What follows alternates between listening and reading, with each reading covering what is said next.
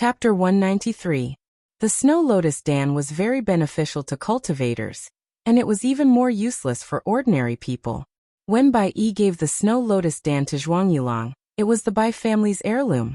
At first, Zhuang Yulong didn't take it seriously. He only thought it could strengthen his body.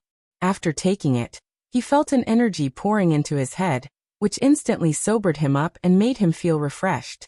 Not only was he refreshed, but he also found that he had never felt so good in his life. There was nothing wrong with his body. His eyes and ears were sharp, and his mind was agile.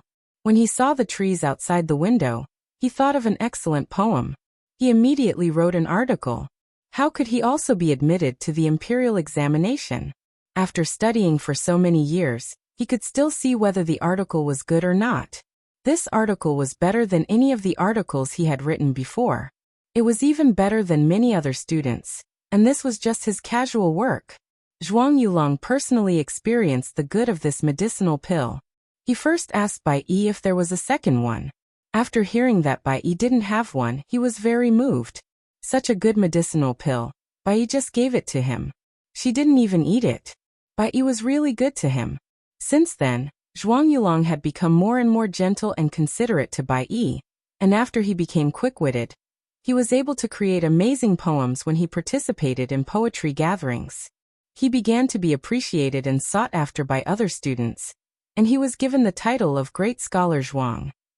Naturally, he was in a very good mood, and his whole person was radiant, and he treated people very kindly.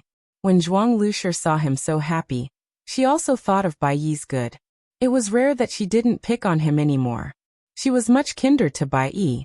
This period of time was actually the most relaxed and comfortable days for Bai Yi after being with them. She was a little confused. She worked so hard to cooperate with them and understand them before, but it couldn't compare to the snow lotus Dan she gave to Zhuang Yulong. Then why did she pay so much and suffer so many grievances? This time, Bai Yi really didn't want to go home. She would rather go out with Bai Yi to see people. Whenever she cured a patient, the patient and their family members showed a sincere smile to her. She had an indescribable sense of satisfaction and happiness from the bottom of her heart. She didn't know what was wrong with her. Wasn't this what she had hoped for? Why wasn't she as happy as she imagined after getting it? Or was it because all of this was in exchange for the snow lotus pill, so she was unhappy? Bai Yi couldn't figure out her thoughts for a while, so she simply let nature take its course. If there were patients, she would go out to see a doctor. If there were no patients, she would fiddle with medicinal herbs in the shop, or follow Chu Xiang to subdue demons and ghosts. Sure enough, life was much more interesting. She had followed Chu Xiang for a long time, and found out that Chu Xiang had sponsored a group of poor students. There were both young and old students. There were those who were going to take the imperial examinations this year, and there were also those who had just passed the county-level examinations, and those who had not yet passed the county-level examinations. Bai Yi was very puzzled. Sister, why are you funding them? Do you know them? Chu Xiang smiled. No, I don't. But isn't this the way to do good deeds? If you want to do it, just do it. You have always thought that Zhuang Yulong's poor life is very pitiful, but I also sympathize with these students. They are obviously very talented, aren't they? They should be given a chance to soar and become the pillars of the country. Bai Yi nodded. So it's like this. Sister, you are so kind. Chu Xiang smiled. Doing some good deeds was just a small matter for her, but the people who could be affected were not as simple as just a little bit. When Chu Xiang sponsored the students, she also met many beggars and ruffians because of fate. She also sponsored some people with good character and ability, giving them a better chance to develop. Unknowingly, her power began to expand. She really didn't do it on purpose. Maybe she was just used to it and inadvertently created an underground power. Bai Yi didn't know so much, but she knew that Chu Xiang and Bai Yi both liked to do good deeds. Although Li Yufeng didn't do anything special, he was a demon hunter. Every time he did something, he was doing good deeds. She was also moved and wanted to do something that she could do. She saw and treated people, which was a good thing. Sometimes when she met people whose families were particularly poor, she took the initiative to waive the medical fees. After seeing those poor people, She also began to give porridge and clothes to help those poor people. At first, Zhuang Lushi was very opposed to her giving porridge and clothes. That was the first time Bai Yi directly opposed Zhuang Lushi and insisted on doing her own things. Zhuang Lushi had no money and couldn't control Bai Yi. She was extremely dissatisfied, but there was nothing she could do. She felt more and more that Bai Yi was in charge of the shop. Later, when Zhuang Yulong went out, he was stopped by people to thank him. There were also students who praised him for his kindness. His good reputation also spread. When he returned home, he restrained Zhuang Lushi and didn't allow Zhuang Lushi to care about Bai Yi. In the eyes of outsiders, Bai Yi was Zhuang Yulong's fiancé, so the good deeds she did naturally fell on Zhuang Yulong's head. Today's Zhuang Yulong was completely different from before. He was a great scholar, did good deeds, and his family also opened a medicine shop that was becoming more and more famous. His clothes were bright and generous. Every time he went out, there were 7 or 8 students who were willing to follow him. It was quite a scene. His sense of superiority also followed. Sometimes, when he met Li Yufeng, who was going out, he would take the initiative to ask, "Brother Li, don't you want to go with me? It's not good to just study. It's better to communicate with others." Li Yufeng found it funny and refused. "No, I'm going to the tea house to help my wife. Brother Zhuang, you can go by yourself." Seeing him like this, Zhuang Yulong couldn't help but persuade him. "Brother Li will be afraid of your wife. It's not good, not good." Li Yufeng didn't even want to listen to this kind of words. He usually interrupted him and casually found an excuse to leave. He felt that there might be a saying about Zhuang Yulong that would eventually come true. And that was, if you want him to die, you must make him crazy. Li Yufeng spent more and more money, and Chu Xiang also spent more and more money. The two of them discussed and opened a few more shops. They all had useful people under them, and each shop started to make profits not long after opening. After all, they had helped people subdue demons and ghosts during this period of time, and they had also met a lot of officials and nobles. They could still give them some protection and benefits. In this regard, they could be considered to have a big tree backing them. It was unbelievably smooth. However, when Li Yufeng went out again, he began to hide his appearance. Chu Xiang wondered, "What are you doing? Did you meet an enemy?" Li Yufeng smiled. "I really do have an enemy, but it's okay. They haven't found out it's me yet. My previous beard was too rough." Chu Xiang remembered the first time she saw him. He was really rough, different from the handsome man now. She asked, "Who is your enemy? Is it the one who seriously injured you? Do you want to take revenge for you first?" Li Yufeng thought for a moment and shook his head. "It's not the time yet. I'll tell you when it's time. At that time, I'll give you a surprise." "It doesn't matter if it's a surprise or not. Don't scare me. It's too difficult to scare you. I don't have this ability." The two of them walked on the street. As they were talking, Li Yufeng suddenly stopped and looked ahead. He pointed to Chu Xiang. "Isn't that the Jiang family?" Chu Xiang looked over and found that the group of people opposite was Miss Zhang's family who had been taught a lesson by Bai Yi. She was a little surprised. Why did they come to the capital? Li Yufeng thought for a moment and said, "Magistrate Jiang is a branch of the Jiang family in the capital. Moreover, Magistrate Jiang's term of office has ended. Perhaps he came to the capital to report on his work, so he brought his family members and direct descendants to get close to him." Chu Xiang glanced at him. "You know a lot. Otherwise, how can I be a know-it-all? I know everything." Li Yufeng took Chu Xiang to a road to avoid the Jiang family. He didn't take this matter to heart. Who knew that a few days later, they heard about the Jiang family at home. The mother and son of the Zhuang family met the Jiang sisters on the street. Zhuang Yulong was dragged by Zhuang Lushi to buy clothes. The exam was coming, and Zhuang Lushi wanted Zhuang Yulong to dress up more beautifully. Naturally, they went in and out of a very famous ready-made clothing store. They happened to meet the Jiang sisters who also went to buy clothes. Sister Jiang was very surprised to see Zhuang Yulong. She didn't understand how a poor scholar could be so glamorous in the capital. She tentatively asked a few questions, and Zhuang Lushi rushed to tell her everything about her family. Zhuang Lushi was very proud. Back in the town, she could only look up to Sister Jiang. now that they had a shop in the capital, and Zhuang Yulong had become a great scholar with a good reputation. Of course, she wanted to have him. The more Sister Jiang heard, the more surprised she became. Even her younger sister, second Sister Jiang, was a little interested.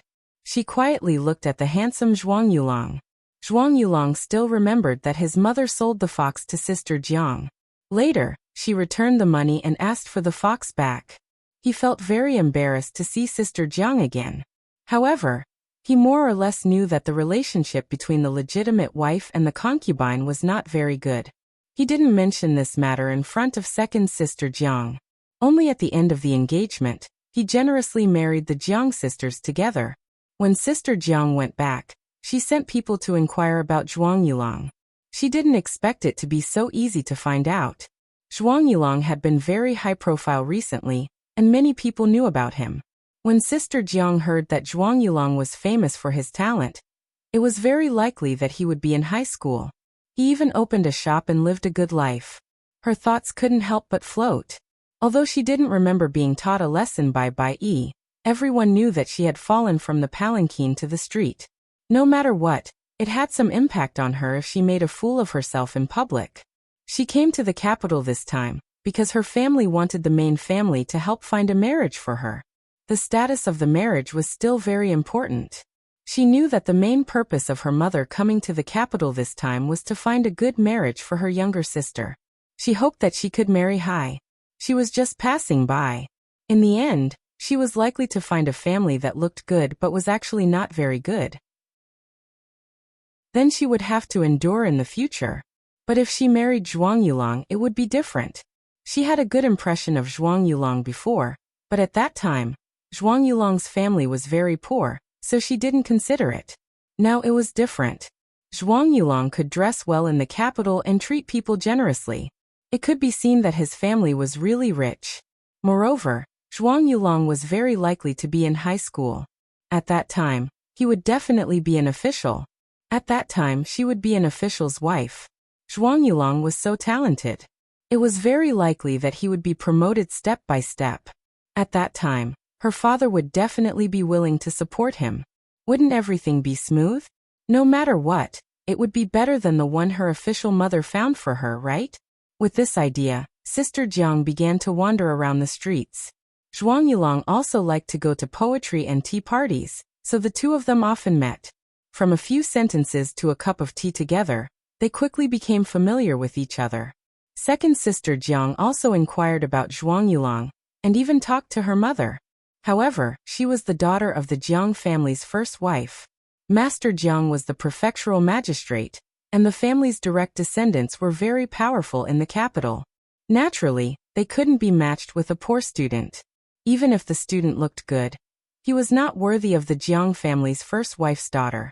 After the Jiang family's first wife knew about Sister Jiang's intention, she neither supported nor stopped her. As long as she didn't cause any trouble, they would wait until after the exam to see the results. If Zhuang Yulong could really be in high school, it was also a good thing to use a concubine's daughter to rope in a new noble. As for Zhuang Yulong's fiancé, who was in charge of the pharmacy, they didn't take it seriously. She was just an orphan girl without any backing.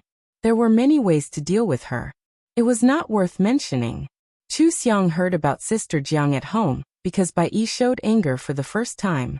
At the dinner table, she questioned Zhuang Yulong. I heard that you often meet with Sister Jiang to play. Today you even went to the lake together? Men and women shouldn't touch each other. Why are you and Sister Jiang so close? Zhuang Yulong's heart was in a mess. He frowned and put his chopsticks on the table. What do you mean? I met an old friend in a foreign land. I just saw that she is a woman and took care of her a little. And it's not just me and her, there are other people. You ask like this, don't you believe me? Zhuang Lushir also frowned. Bai Yi, what are you doing? Why can't you be good? You said this in front of young Master Li and Li Fureo. Isn't it shameful? Bai Yi said coldly. I work hard every day to take care of the pharmacy and never go out to play with other men. What is there to be shameful about? I just want to make it clear that if other people have 3 wives and 4 concubines, I won't allow it. What concubines, tongfang, pretty maidservants, none of them are allowed at home. This was the first time Bai Yi was so strong to them. The mother and son of the Zhuang family were not used to it. Zhuang Lushi said angrily. What do you mean? You haven't even entered the door and you already set the rules? If I want to set the rules, it should be me. When is it your turn? When you marry, you have to listen to everything Yulong says. How can you have the right to say anything? Chu Xiang raised her head and didn't speak. She wanted to see what Bai Yi would do. She couldn't decide everything for Bai Yi. Bai Yi ignored Zhuang Lushi and stared straight at Zhuang Yulong, asking him for an answer. Zhuang Daiju, can you not take concubines in the future? Zhuang Yulong was put on the spot after being interrogated by her. He cared more and more about his face now. When he saw Li Yufeng looking at him, he immediately flew into a rage out of humiliation. He stood up abruptly, threw down a sentence, and went back to his room. Zhuang Lushi was afraid that her son didn't eat enough. While loading the dishes, she complained about Bai Yi. Bai Yi was annoyed. She waved her hand and swept the food she had just packed to the ground. She said coldly, I bought the food. I made it. Since you don't want to eat, don't eat. Hey you. Zhuang Lushi was just about to get angry. When she saw Bai Yi's eyes, she suddenly stopped talking. Inexplicably, there was a chill on her back, and there was a creepy feeling. She wanted to scold Bai Yi several times, but she didn't say anything. Finally, she went back to her room with a cold snort. Bai Yi picked up the wine pot and poured herself a pot of wine. She picked up the wine cup and drank it. She whispered, Sister, is it normal for a man in the world to travel with a woman? Without waiting for Chu Xiang to answer, Li Yufeng quickly waved his hand. It's not normal, it's not normal. I have never traveled with other women. He turned his head to Chu Xiang. I really don't. Every time I go out to find a man, there is no woman. Ha! No woman? Chu Xiang expressed her disbelief. Li Yufeng thought for a moment and said, There are, but I didn't talk to them, let alone play and travel. Chu Xiang gave him a blank look and pushed him aside. No one asked you. What are you nervous about? She pulled Bai Yi up and said, Let's go out for a walk. Chu Xiang took Chu Xiang to a crowded street. The two walked slowly. When Chu Xiang saw a couple or a man and a woman walking together, she would point them out to her. Bai Yi saw that some couples were sweet, some couples quarreled, some men and women were shy and reserved, and some men and women were polite and alienated. There were many kinds of men and women getting along with each other. Because they could hear those voices, they could easily know what the relationship between those people was. There was a man and a woman who made Bai Yi think was very sweet, but the woman was actually the man's mistress. There was a couple who looked ordinary, but when the man saw the carriage coming, he immediately protected his wife and let her go inside. Bai Yi seemed to be looking at all kinds of life. She looked seriously and tried hard. She seemed to understand something, but also seemed to be in the clouds and didn't understand anything.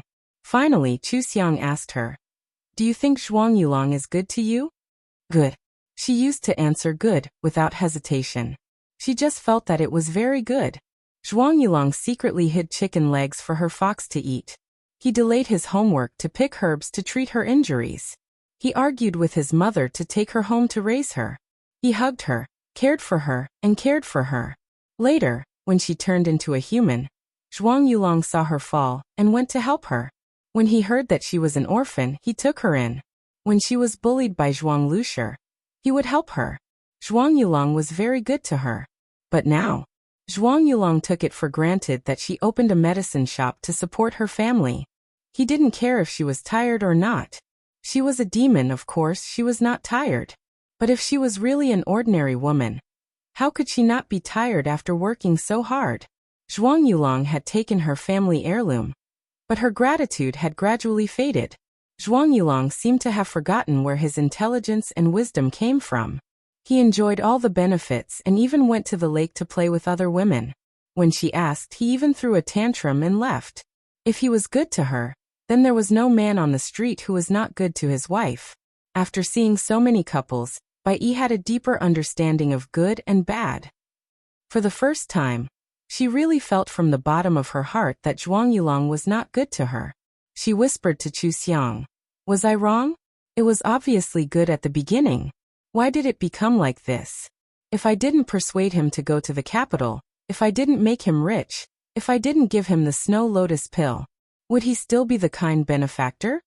Chu Xiang took her to the lake and looked at the water. Who knows? If it's just if, you can't do it again. But his nature will not change. If you marry him, you can't let him live a poor life. He will come to this step sooner or later. Chu Xiang smiled. Do you think there is no such thing in the remote countryside? In the village, there are also people who steal, drown in the pond, and have their names removed from the clan. If a person can't resist the temptation, then he will encounter another temptation after escaping this temptation. Bai Yi also smiled, but her smile was uglier than crying. Am I stupid? You have to teach me everything. No, just like I said just now, my nature will not change. Even if I am not here, you will think it through after suffering a loss. It's just a matter of time. Think about it. Without me, will you be bullied by others? Of course not. Bai Yi gave the answer without thinking. She was a great demon with profound magic power, so how could she allow herself to be bullied by ordinary humans? That was something that would never happen. Bai Yi looked at the water and took a deep breath. I'm not reconciled. How can I not compare with that surname Jiang? Chu Xiang reminded her. Maybe it's the official's temperament, maybe it's the family background. Who knows, you always have some differences. Bai Yi smiled and said, then I want to figure out what he thinks. He doesn't even want his wife who helped him become the prime minister? For the first time, love always wants to figure out what the other party is thinking. Chu Xiang smiled slightly and didn't object. If she wanted to figure it out, she would figure it out. Compared with humans, their lifespan was too long. They always had to find something to do to pass the time. She just didn't know what choice Zhuang Yulong would make. Would he be willing to apologize to Bai Yi? Would he be able to distinguish between Bai Yi and Jiang Jia? Maybe they would soon part ways. Chapter 194. The Jiang family did not say anything further. Zhuang Yulong and Bai Yi also maintained their calm on the surface, but they spoke less. Zhuang Yulong began to consider moving elsewhere. He did not want to live in the same courtyard as Chu Xiang and the others, so as not to lose face like that day. The more he acted like this, the more disappointed Bai Yi was in him. After all, she was the one who earned the money. He refused to coax her, but spent his money so confidently. What right did he have to be so confident? Chu Xiang could understand this point. The thoughts of demons were similar to modern people, but this was ancient times. A woman married and followed her husband. Not to mention that Bai Yi's identity was just an orphan with no one to rely on. In ancient times, one's family background was too important. Even ordinary people were afraid of orphans and might not be willing to let her in. Zhuang Yulong was still a high scholar, and was about to become an official. Bai Yi had no status and did not have the upbringing of a noble lady. She did not know how to maintain relationships, and did not know how to attend banquets. She was not worthy of Zhuang Yulong. No matter how capable Bai Yi was, Zhuang Yulong was a native of ancient times. He was also an ancient person who did not have any foresight. He looked down on Bai Yi and thought that marrying her was good enough for her. He naturally enjoyed Bai Yi's efforts. It was a normal phenomenon. Many people were like this. Wasn't this information not equal? He did not know that Bai Yi was an extraordinary demon. It was normal for him to think this way. Bai Yi could not tell him the truth. It would only be worse. So how could such a relationship be happy? The so-called humans and demons have different paths, was often because of this. Chu Xiang knew that Bai Yi would struggle in her heart at this stage. So she left her enough space to let her be alone. She left early and returned late every day to take care of her business. Her business expanded rapidly. She was also very busy now. In the blink of an eye, it was time for the exam. Zhuang Lushi wore a red dress. Her face was full of smiles, but she was very nervous and helpless. She was busy around Zhuang Yulong. On the other hand, Li Yufeng's side was very ordinary. He and Chu Xiang were so leisurely that it was as if there was no one to study. Zhuang Lushi looked at Chu Xiang, and then looked at Bai Yi, who was holding the fox and sitting under the grape trellis in a daze. She pursed her lips and swallowed her discontent. She felt that Bai Yi had learned bad things from Chu Xiang. She was not as clever and sensible as before. This Zhuang Yulong was about to enter the examination room, but he didn't know to come and help. Zhuang Yulong was also nervous. He had placed poorly in the previous high scholar examination. Now that he was famous, it would be embarrassing if he did not enter the top 3. At this time, he remembered the family heirloom that Bai Yi gave him to eat. After hesitating for a moment, he walked in front of Bai Yi and whispered with a smile, "Yi, today I'm going to play. When I return from high school, I'll marry you." He took the initiative to bow his head. Bai Yi thought she would be happy, but she found that she only felt tired. The problem between them still hadn't been solved directly. He still hadn't promised her that he wouldn't see Sister Jiang again. She smiled casually. Brother Zhuang will definitely surpass Zheng. Hearing this, Zhuang Yulong felt relieved. Bai Yi was his lucky star. She was his benefactor. She must be in high school. Then he will definitely be in high school. Zhuang Yulong excitedly asked Li Yufeng to go to the examination room with him. Chu Xiang and Bai Yi sent the two of them to the examination room and watched them go in. Bai Yi curiously asked Chu Xiang, "Sister, did Li Yufeng really go to the examination? How is his literary talent? I haven't heard him recite poems on weekdays." Chu Xiang thought for a moment. "I haven't heard of his poems and essays, but I think he has a card up his sleeve. He should be able to do it." She looked at Bai Yi and smiled. "You don't care about your brother Zhuang so much now? Seeing that he's not nervous when he enters the examination room, you still have the mind to pay attention to others. Why didn't you feel happy when you heard that he married you?" Bai Yi snorted softly. His attitude is strange. As if I should be grateful and happy that he married me. It's his blessing to marry me, okay? I don't think it's interesting. Chu Xiang led her in the direction of the tea house and asked, "Have you seen Sister Jiang these few days? What are you doing there? You didn't do anything, did you?" "No, I learned from my mistakes. I won't casually attack humans. Humans are too fragile. I just went to see what she looks like. How is she better than me?" Bai Yi sneered. "Anyway, I didn't see it. That woman has a set in front of people and a set behind people. When she's unhappy, she even beats her maidservant. If she wants to marry him, she has to wait and see if he can pass the high school. Her appearance is also far worse than mine. I really don't know why Brother Zhuang wants to interact with her." Bai Yi held the white fox in her arms, full of confusion. She was very puzzled about this matter. Zhuang Yulong already had such a good fiancé like her. Why would he pay attention to that Sister Jiang? "Didn't you pretend to be Shui? And Zhuang Yulong alone? Is he okay?" "Yes, it's all because he wants to take the exam. He ate the snow lotus pill, so it's easy for him to study. He should be able to pass the exam." Chu Xiang shook her head and said with a smile, "That's not necessarily true. No matter how smart a person is, he must study hard, just like how no matter how talented a goblin is, he must work hard to cultivate. He calls his friends all day long. How can he study hard?" Bai Yi frowned slightly and found another disappointing thing about Zhuang Yulong. She gave him such a good snow lotus pill, but he didn't work hard. He didn't know how to cherish it. As a goblin, they had worked hard to cultivate to their current cultivation. They looked down on those who didn't work hard. She suddenly found that she didn't seem to understand Zhuang Yulong. "Sister, it's too hard to fall in love with humans. It's not as pleasant as when I treat others." Chu Xiang laughed and said, "Then you go treat others and do what you like. Let nature take its course." "Okay, I'll listen to Sister. Sister, you take the fox back. I'll go to the pharmacy to get the medicine box. Today, I'll go to a county in the suburbs to see a doctor. Go." Chu Xiang took the white fox and watched Bai Yi run away. This white fox was a real fox.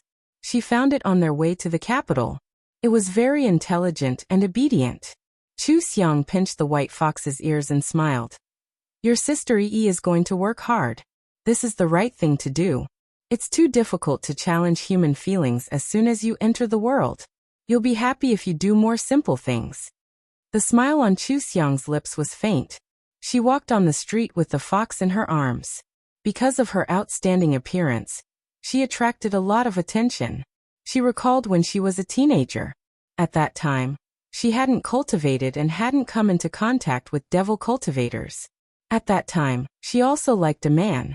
She didn't remember who that man was. She also didn't remember what she did at that time. In the end, she was still young and inexperienced. She was sincere and willing to give everything. She was also very stupid. It was too far away. She couldn't remember anything. But when she saw Bai Yi, she vaguely felt like she was looking at herself. That young and inexperienced self who didn't understand anything. She stumbled, struggled, and slowly honed a heart of stone. She became a great devil cultivator who made people tremble in fear. When she was confused, if someone could watch over her and give her advice, wouldn't that be very happy? Just like Bai Yi now. Chu Xiang held the fox.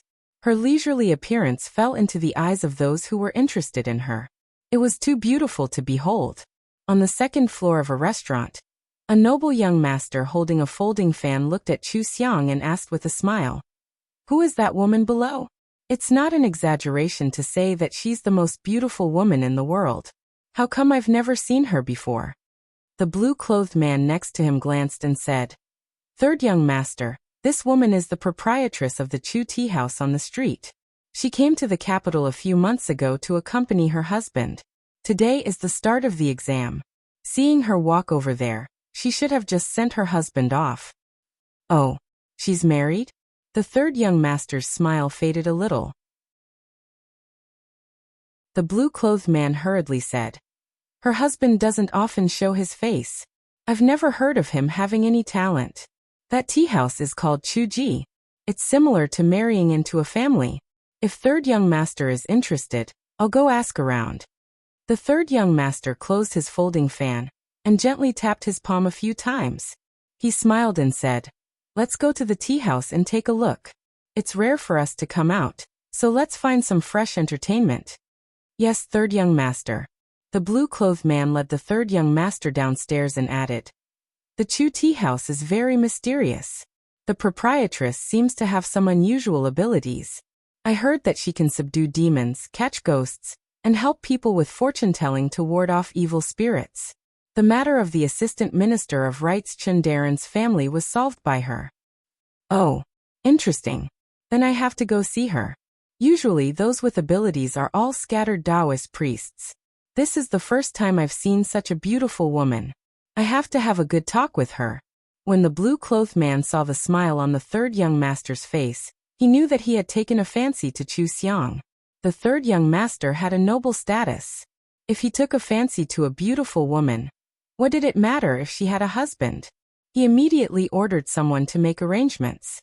He didn't forget to find 2 Taoist priests, in case Chu Xiang really had some abilities that they couldn't handle.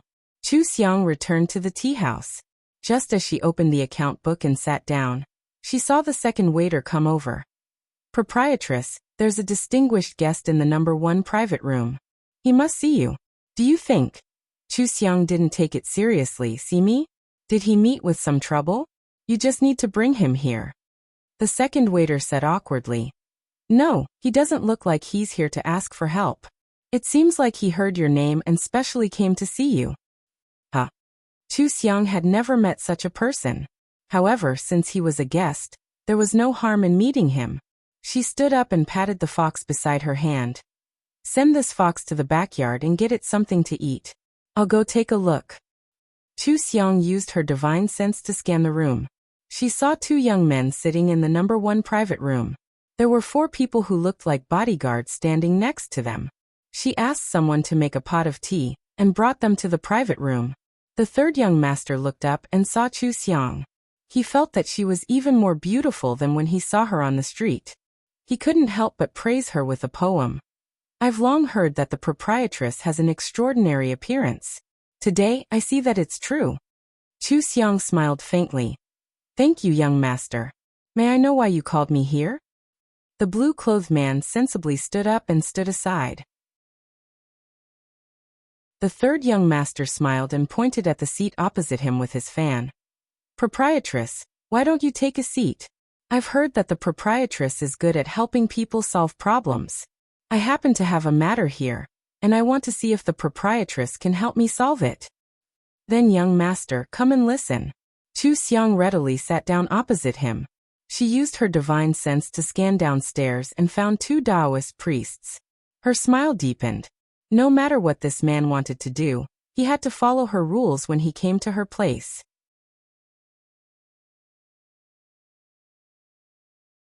Chapter 195. The 2 Taoist priests came and stood guard outside the door. Third young master and Chu Xiang went in circles. When Chu Xiang was about to lose her patience, third young master finally said, I heard that Lady Boss is very good at divination. I have a half-brother who has gone missing. I wonder if Lady Boss could help me divine where he is now. Is he well? Chu Xiang could indeed predict. She carefully looked at San Gongzi's face and exclaimed, Eh? San Gongzi asked with interest, How is it? Is it finally out? Chu Xiang frowned slightly. Why can't I tell your face? San Gongzi laughed. I know a few Taoist priests. I heard that only close people can't tell from their faces. Could it be that you and I are fated? Chu Xiang had met many people.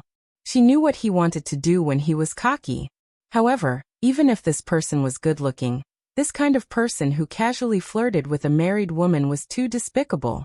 Chu Xiang did not respond to his words. She poured a few drops of tea on the table and used another method to predict his fortune. However, it was still to no avail. She waved her hand to make the table clean and said with a smile, It seems that I can't do business with you. You should find someone else. I still have some accounts to check, so I'll take my leave. The tea here is not bad. Enjoy it. Chu Xiang stood up and was about to leave. San Gongzi hurriedly reached out to stop her. Why are you leaving? It's okay if you can't predict it. It's rare that I have time today. Lady Boss, are you willing to accompany me to the lake to drink tea? I'm afraid that's not appropriate. Why is it inappropriate? You and I are fated. If we part now, it would be a pity. San Gongzi rarely came out to have fun. He had to go back before dusk. Naturally, he did not want to let go of this opportunity. He looked at Chu Xiang's face and could not help but have some thoughts. All the women in his backyard paled in comparison to Chu Xiang. A beauty like Chu Xiang could only enter his backyard. How could others deserve to have her? Chu Xiang glanced at him. She did not move, but in the blink of an eye, she was at the door. When the man in blue saw this, he hurriedly said, 2 Taoist masters, please stop her. The 2 Taoist priests outside the door answered and entered. At the same time, they moved to stop Chu Xiang. Chu Xiang's smile faded. She turned to look at third young master. Young master, what do you mean? The third young master calmly returned to his seat, fanning himself with his folding fan. Naturally, I want to continue this fate with the Lady Boss. The man in blue walked over to Chu Xiang and said, Lady Boss, third young master has never valued any woman so much. You are the first. You've worked hard to take care of the tea house and show your face in public. There must be a lot of bitterness. If you have third young master to take care of you, your glory, splendor, wealth, and rank will be inexhaustible. It wouldn't be too much even if you were to fly to the top of a branch. If you hit it off with the third young master, you might have even greater opportunities in the future. Oh, Chu Xiang thought it was funny. She usually stayed in the tea house to read the accounts and storybooks. She did not show her face in public, so she was too lazy to change her appearance. She just used her original appearance. Naturally, she was a national beauty. She did not expect that her appearance would attract such trouble. If she was an ordinary woman, wouldn't it be a disaster? However, she was too lazy to pay attention to them. Getting entangled with the rich and powerful was the most annoying thing. Chu Xiang waved her hand and closed the door of the private room. They were frozen in place before they could react. She walked in front of the third young master with her hands behind her back. She reached out and touched his face. Your face is not tender enough, your temper is not good enough, and your body is not good enough. You want to warm my bed? Where does your confidence come from? The third young master widened his eyes. He was shocked and angry, but he could not move. What did you do? Let me go. Otherwise Chu Xiang moved her finger. He could not even speak. The others were the same. Chu Xiang looked at them. She used the same method as Bai Yi to make them forget about her. Then she easily left the private room and called for them to come back to their senses. The third young master saw the two Taoist priests. He only remembered that he asked them to come here to ask about his missing brother.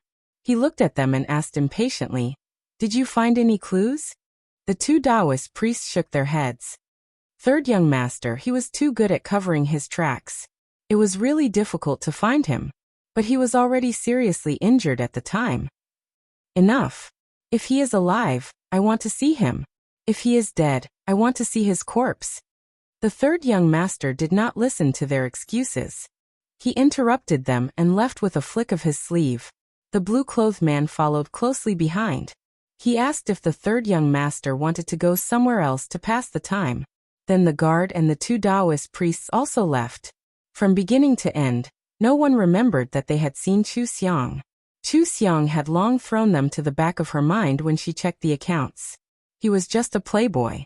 What did he have to do with her? Near dusk, the third young master returned to the palace.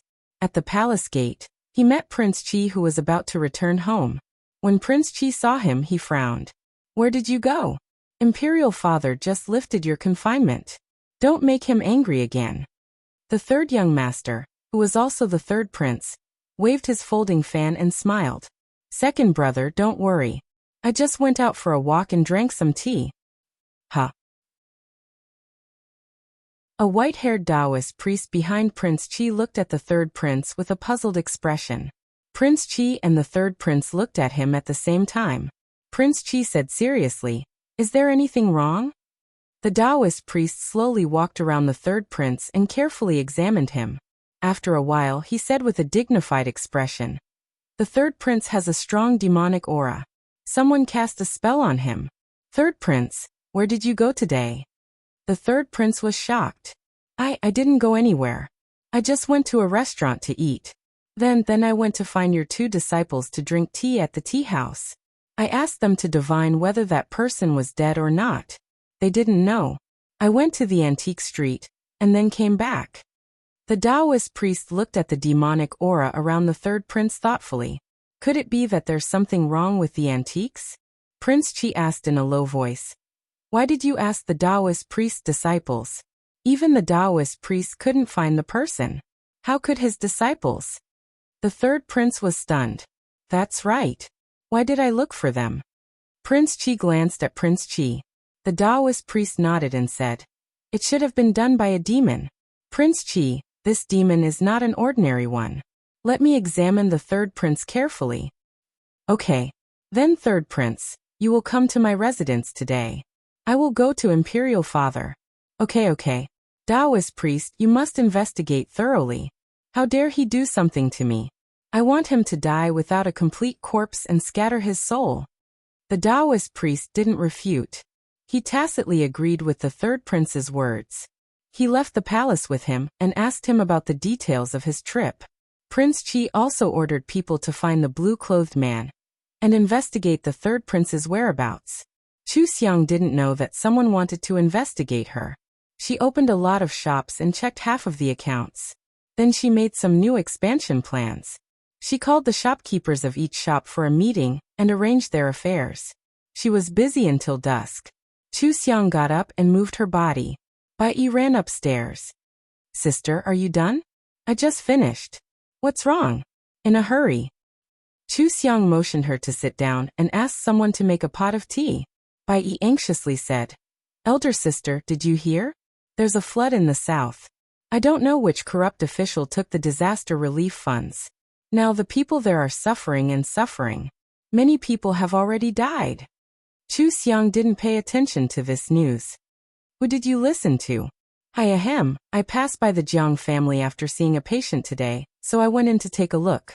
I happened to hear that Magistrate Jiang was talking to the head of the Jiang family in the capital in the study room. They seem to be suppressed by some Prince of Qi. That Prince of Qi might be the next emperor. You don't want to hear about the fight for the throne? Chu Xiang smiled. Don't get involved in this kind of thing. It's deep. Don't tell me you want to go to the south? Bai Yi nodded and said, the first thing I thought of after hearing it was to save people. Bai Yu also thought so. He is more anxious than me.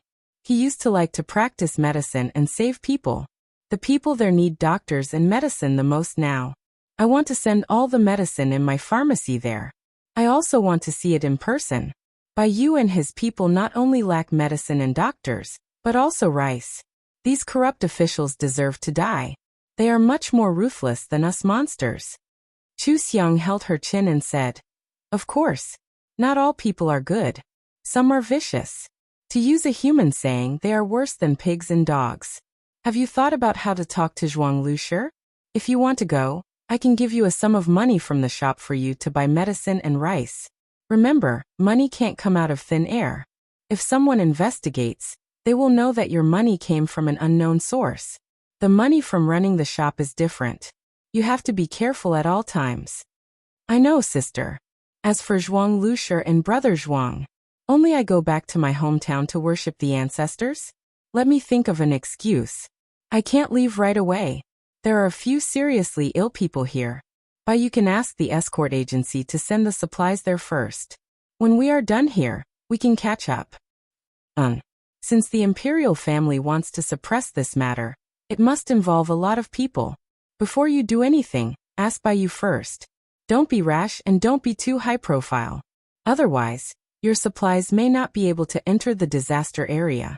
Chu Xiang had transmigrated into the cold palace as an abandoned concubine in her previous life.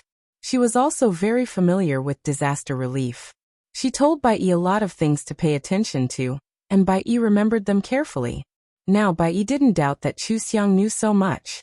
Chu Xiang was always busy, and Li Yufeng was still by Shaosheng. She only felt that maybe when she was worried about Zhuang Yulang, Chu Xiang had already learned everything in the world. This made her feel that she had wasted the past few months. It was better to be like Chu Xiang. She worshipped Chu Xiang even more. She was also clearer about her future. If she had the time to worry about gains and losses, it was better to learn from Chu Xiang and do more things that made her happy. After Chu Xiang finished telling her, she anxiously called the shopkeepers of the various shops and told them about donating to the disaster relief. The people employed in these shops were almost all people she met in the process of sponsoring students. They were all promoted by her and were loyal to her. They admired her kindness very much. When they heard that she was going to donate to the disaster relief again, no one objected. They all gave ideas and actively cooperated with Chu Xiang's decision to come up with the latest business plan. The wind gradually started to blow above the capital. The situation had unknowingly changed. In the imperial temple outside the city, a white-browed and white-bearded senior monk sighed at the elephant. "Amitba, the North Star moves and the stars gather. The great Xia dynasty has changed in the end. Two stars shine together and strange phenomena occur. I don't know if it's a good thing or a bad thing."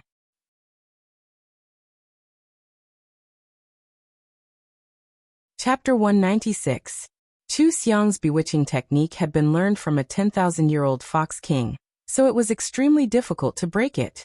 Although the Taoist priest knew that the third prince had been tampered with by a demon, he didn't know what kind of demon it was, nor did he know how to break it. He could only invite the third prince into the monastery to study it with his junior brother. At this sensitive time when the old emperor was ill, the Prince of Qi attached great importance to this matter. He increased the number of people investigating the third prince's whereabouts that day, and who he had been in contact with. In the end, they found that the proprietress of the Chuji tea house, Madame Chu, was the person who had the most contact with demons and ghosts. Moreover, she had just arrived in the capital not long ago, so no one knew her background. The Prince of Qi didn't find that Chu Xiang had any powerful backing. Those officials that Chu Xiang had helped were not of any importance to the Prince of Qi. He directly gave the order to capture Chu Xiang and interrogate her. The Prince of Qi went to court, but the people he sent out were unable to find Chu Xiang. Chu Xiang called for a meeting with the shopkeepers under her. She handed over the money they had raised to Bai Yi and urged her on how to provide disaster relief. No one was clear about her assets, so naturally, no one knew where she was. After the meeting, she just happened to accept a job in the suburbs of the capital to catch ghosts. She left the capital and didn't return at night. When the Prince of Qi returned to his residence and heard the report from his subordinates, He felt that Chu Xiang was increasingly suspicious. He didn't suspect that Chu Xiang was a demon. He only suspected that Chu Xiang knew something and ran away in fear. He immediately ordered people to leave the capital that very night to capture Chu Xiang. And the people who stayed in the residence with Chu Xiang, Li Yufeng and Zhuang Yulong, had gone to study and weren't at home. Bai Yi and Bai Yu were busy with disaster relief. They found an excuse to leave the capital with Chu Xiang and live with Bai Yu. Only Zhuang Lushi was left at home. She was brought into the Prince of Qi's residence and strictly interrogated about all of her life's deeds. Zhuang Lushi was scared out of her wits. She told her everything that happened after she met Chu Xiang and Li Yufeng on the way to the capital. However, she really didn't know that Chu Xiang helped people catch ghosts. She only knew that Chu Xiang had a large dowry and used it to open a tea house. In her words, Li Yufeng was also a boring person who was afraid of his wife. He only knew how to revolve around Chu Xiang and listen to everything Chu Xiang said. He did not study hard and only had some money. This was all useless information. After the Prince of Qi finished listening to his subordinate's report, he felt somewhat impatient. He decided to capture Chu Xiang and interrogate her. He also ordered that the next day he must go to the pharmacy and capture Bai Yi. Chu Xiang went to the town to hunt for the ghost that night. She calculated the time and ordered everyone to stay inside. Then she sat cross-legged in the middle of the town. She lit up a lantern before her and waited for the ghost to arrive. This ghost was a plague ghost that had died of illness. It had already caused 5 people in the town to fall ill and die. Everyone was in a state of panic and fear. This kind of ghost was very frightening to humans. It was like an infectious disease. However, to cultivators with high magical power, it could not withstand a single blow. Chu Xiang restrained her demonic aura and sat there in a relaxed manner. She thought that when she returned to the capital, she would be able to pick up Li Yufeng and ask him how he did on the exam. Suddenly, a gust of cold wind blew. Chu Xiang opened her eyes. It's finally here. Gigi, little girl, you dare to meddle in other people's business? Do you think your life is too long? A black cloud of yin qi faintly revealed the shadow of a man. His entire body was covered in pus, which made people feel nauseous. Chu Xiang took out a talisman and lit it with the flame of the lantern. She calmly said, "If the King of Hell wants you to die at midnight, he won't let you live until dawn. Your lifespan has come to an end, yet you still stay in the world of the living. Resentment is overflowing and you use such a vicious method to take revenge on the people in the town. I'm afraid you won't be able to reincarnate, and will have to go to the 18th level of hell to be punished." The plague ghost let out an ear-piercing laugh and said eerily, "If I'm dead, why are they still alive and well? Why am I the only one who got this ghost disease? When I had money, they would greet me with a smile. When I fell ill and spent all my money, they all hid far away and didn't even look at me. They deserve to die." Chu Xiang sized him up and said in amusement, "You're so sick that those commoners are all scared out of their wits. Isn't it strange that they would gather around you? Didn't the village chief invite a doctor to treat you? Save these words for when you go to hell. There will naturally be someone who will interrogate you." Chu Xiang threw the talisman at the plague ghost. The talisman quickly spiraled over. The plague ghost was shocked and hurriedly floated away. However, he did not expect that the talisman seemed to be able to sense him and actually chased after him. Chu Xiang's 2 fingers swept over the flames of the soul-guiding lamp. She picked up a cluster of flames and threw it out. When it landed on the ground, it became a ball of fire. She repeatedly threw it out several times. The plague ghost was trapped in the flames and fled in panic to avoid the talisman. He screamed, "Who are you? Who are you?" "Me. You don't need to know." Chu Xiang held her chin and waited for him to fall into the trap. Suddenly, she noticed that a group of people had entered the town and were running quickly in her direction. She frowned. Just as she was about to get up to deal with the plague ghost, 2 Taoist priests in the group had already rushed over. Coincidentally, they disrupted the array she had set up. The plague ghost screamed and fled. Since he couldn't escape the talisman, he simply rushed into the body of a guard. That guard immediately screamed and fell to the ground. He covered his face and kept rolling on the ground. Pus was flowing out of his skin. The two Taoist priests who ruined the plan were the two disciples that the third prince had sent to the tea house. When they saw the situation, they screamed and wanted to save him, but it was too late. The plague ghost quickly jumped into the body of another guard. Chu Xiang frowned and scolded. "Disperse. Don't make trouble."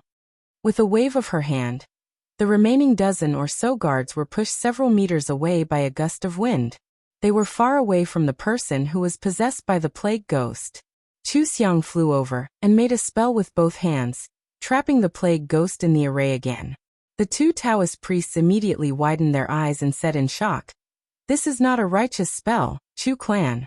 What kind of crooked practice did you learn?" Chu Xiang reached out and pointed. The plague ghost was forcibly pulled out from the guard's body. For a moment, the plague ghost's ear-piercing screams echoed throughout the town. Chu Xiang ignored those people. Seeing that the previous talisman had expired, she took out another talisman and lit it up. The plague ghost rampaged around but couldn't break out of the array.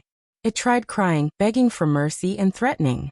When it saw that Chu Xiang wasn't moved, and that the others were hiding far away, it made up its mind and self-detonated before Chu Xiang threw out the talisman. It only laughed crazily and left a sentence. "You want me to go to the 18th level of hell, so I'll make all of you accompany me in death. Ha ha ha ha." The plague ghost's self-detonation released a boundless fog. Anyone who breathed in the fog would be infected with the same disease as it. Chu Xiang had already removed the fog at the first moment, but nearly half of the villagers in town still breathed in the fog and collapsed to the ground, including all the guards sent by the Prince of Qi. Chu Xiang looked at the two Taoist priests in displeasure. "You've ruined my plan." The two Taoist priests were shocked by her powerful aura, and subconsciously took 2 steps back. One of them said, We were ordered to capture you. How did we know that you were here to capture the plague ghost? We didn't do it on purpose."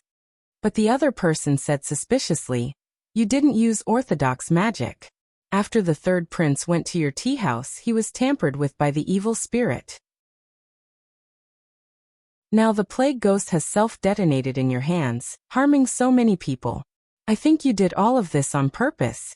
Who exactly are you?" Chu Xiang walked up to them with her hands behind her back. "Ordered to capture me? Whose order?" "The Prince of Qi." The Taoist priest looked at the miserable guards on the ground and said calmly, "Come back with us immediately. We have to report this matter to the Prince of Qi and send someone to deal with it." The Prince of Qi? Chu Xiang almost instantly understood that the third young master and the Prince of Qi were brothers. She chuckled and said, "How to deal with it? Like the flood in the south, suppress it without reporting and deal with it privately? This is a plague, and this is the suburbs of the capital. If something happens, I'm afraid your Prince of Qi won't be able to bear the responsibility.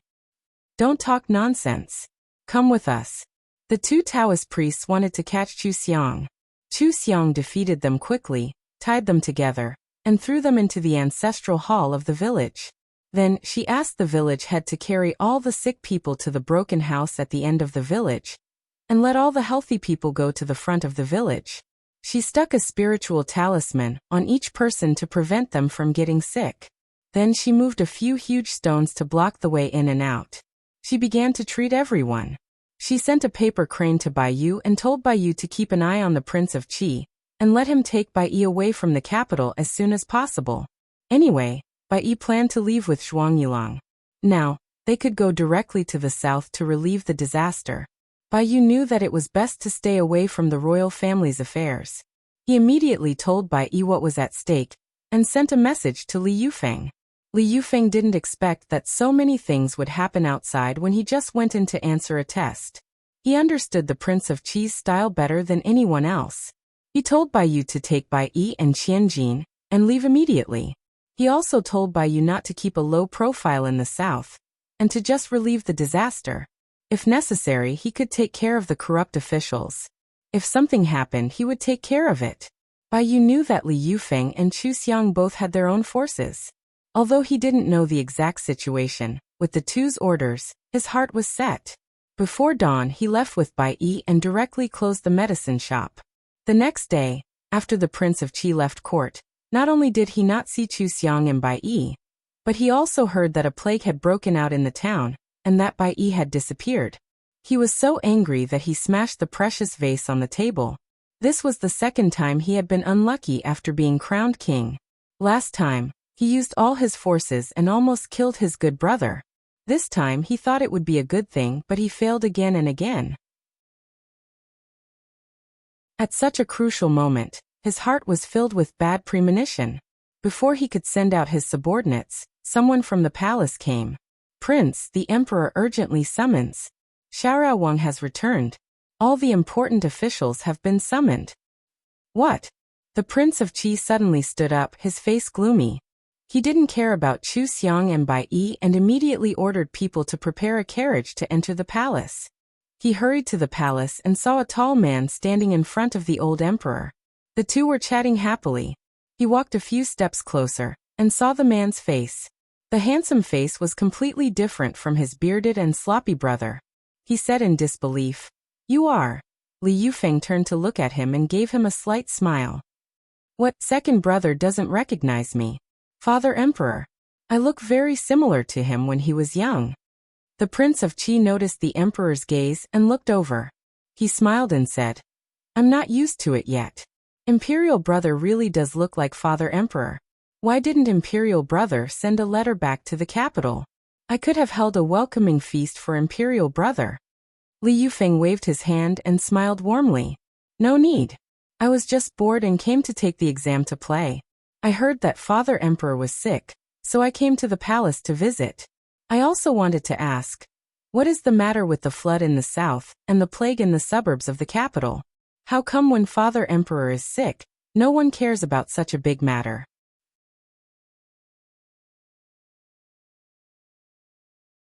Chapter 197. What flood? What plague? Cough cough. The emperor was anxious. He covered his mouth and coughed a few times. His sharp eyes stared at the Prince of Qi. What happened? The Prince of Qi pretended to be concerned and troubled. He explained, "Imperial father, your health is important. The imperial physician urged you to rest well." This subject discussed this matter with the other officials. "Oh?" Li Yufeng interrupted him.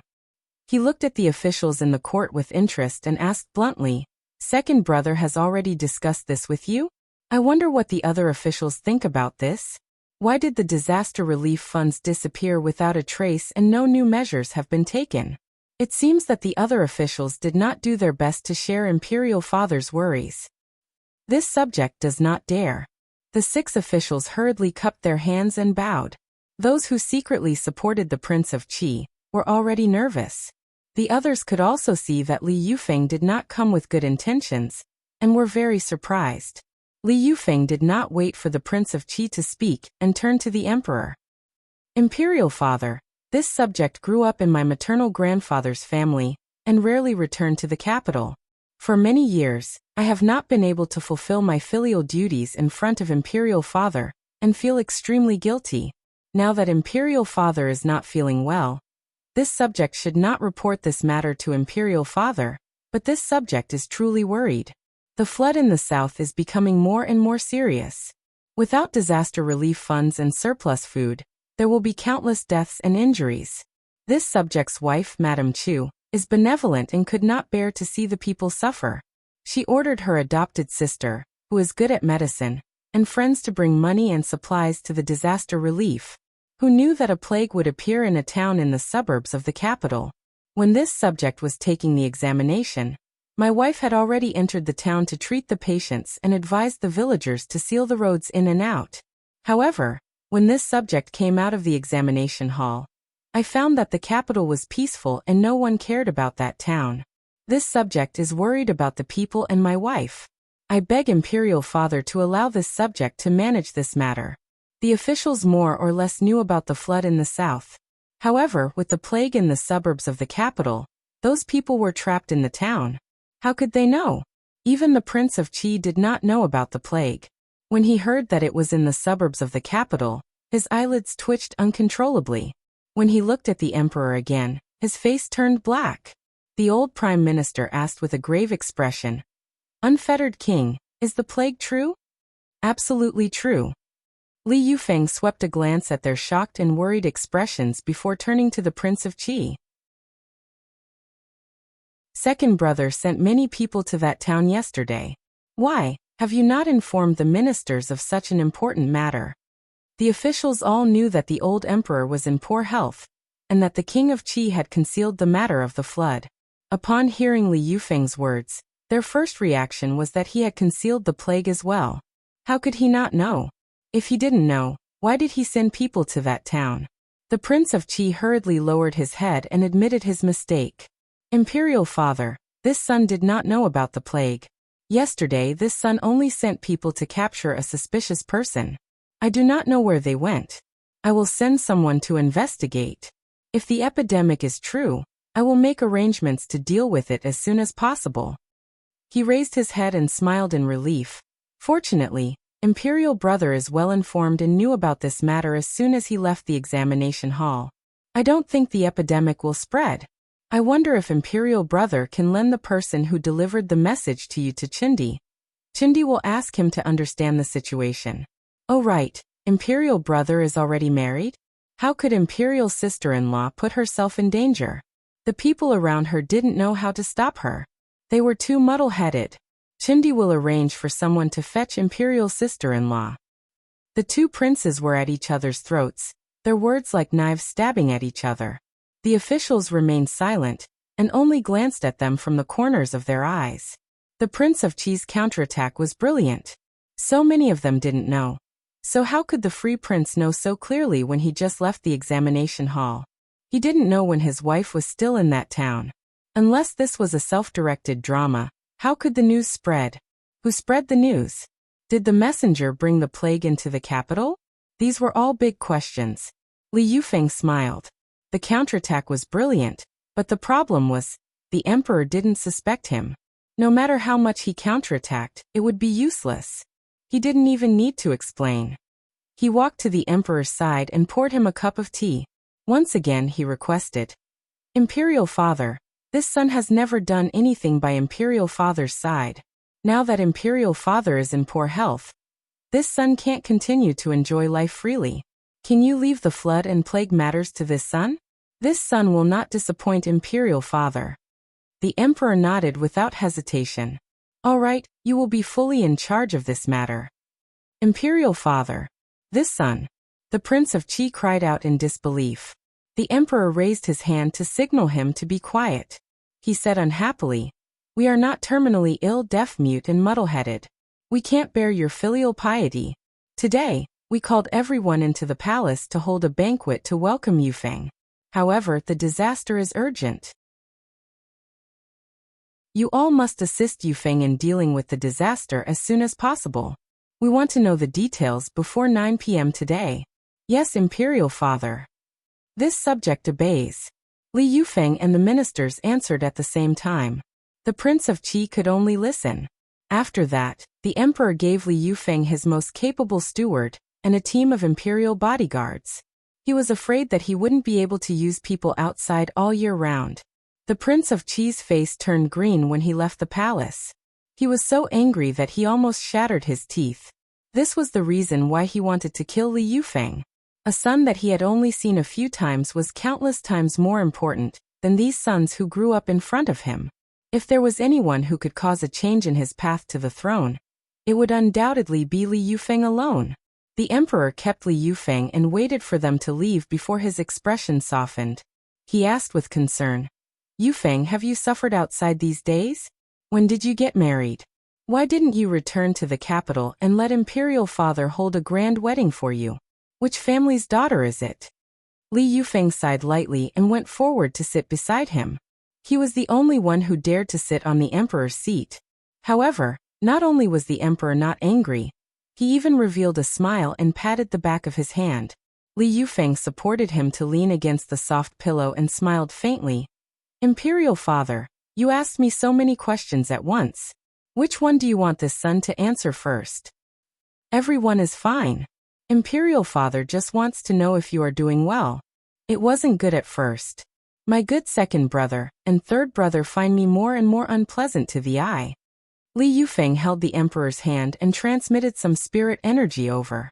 He directly complained. A few months ago, I came to the capital to see you. who knew that I would fall into their trap and be seriously injured and almost lose my life. What? The emperor instantly straightened his body, his face full of anger. If Li Yufeng hadn't transmitted spirit energy to him, he would have fainted from anger. Unfilial sons. These two unfilial sons actually tried to kill their elder brother. The emperor slapped the armrest of the chair with force, his chest heaving up and down. Li Yufeng chuckled. Imperial father, you really never doubted this son's words. However, they have indeed gone too far. This son has long lost interest in the imperial court, and only wants to be free and unfettered. They are narrow-minded and insist on killing me. If a benevolent person becomes the next emperor, it will simply be a disaster for the people. The emperor frowned and sighed heavily. In this life, I only took in a concubine after your imperial mother passed away. I only have you 3 sons. I know they all have their shortcomings, but I also know my body. I can't wait any longer. Isn't there still me? Li Yufeng casually said as if he was casually eating a meal. However, it was like a sudden clap of thunder that made the head steward lower his head. He wished he hadn't heard such bold words. Which prince dared to speak to the emperor like this? There was only one person who could do it. The emperor looked at him in surprise. You? Aren't you? Li Yufeng played with the folding fan in his hand. That's right. Maternal grandfather wanted me to inherit the Li family's ancestral secret arts and become the best demon hunter. However, his smile revealed a trace of doting. Who asked me to marry a wife who can't be talked about? If I didn't have any power, I wouldn't be worthy of her. You see, I just entered the examination hall to take the exam, and she ran off to deal with the plague. If I were a commoner, I would only be able to watch second brother bully her. Second brother sent people to that town to capture her. The emperor coughed a few times and asked doubtfully, why did second brother capture your wife? Threaten you? Li Yufeng shook his head, a sharp light flashing in his eyes. I heard that third brother saw my wife's beauty and wanted to snatch her away. He was taught a lesson by my wife. Second brother is standing up for third brother. They all knew that the third prince loved beauties. The emperor angrily slapped the armrest again. Absurd. Truly absurd. People only had ambitions when they had desires. Li Yufeng didn't care about anything in the past, so of course he didn't want to be the emperor. He found being the emperor tiring. Now that he had someone he wanted to protect, it was only natural for him to want power. The emperor immediately understood his change. Li Yufeng said to the emperor, Imperial father, although this son didn't grow up under your tutelage and didn't take on any tasks in the court, in order to deal with the endless schemes all these years, this son has managed to develop a lot of power and learned many things. This son won't make things difficult for you. Why don't you let this son do a few tasks for you to see? Let head stewardly follow this son and see if this son's skills are enough. How about it? The emperor liked this son the most, but he naturally couldn't pass the throne to him just because of this. Thus, when he heard Li Yufeng's words, he was very gratified.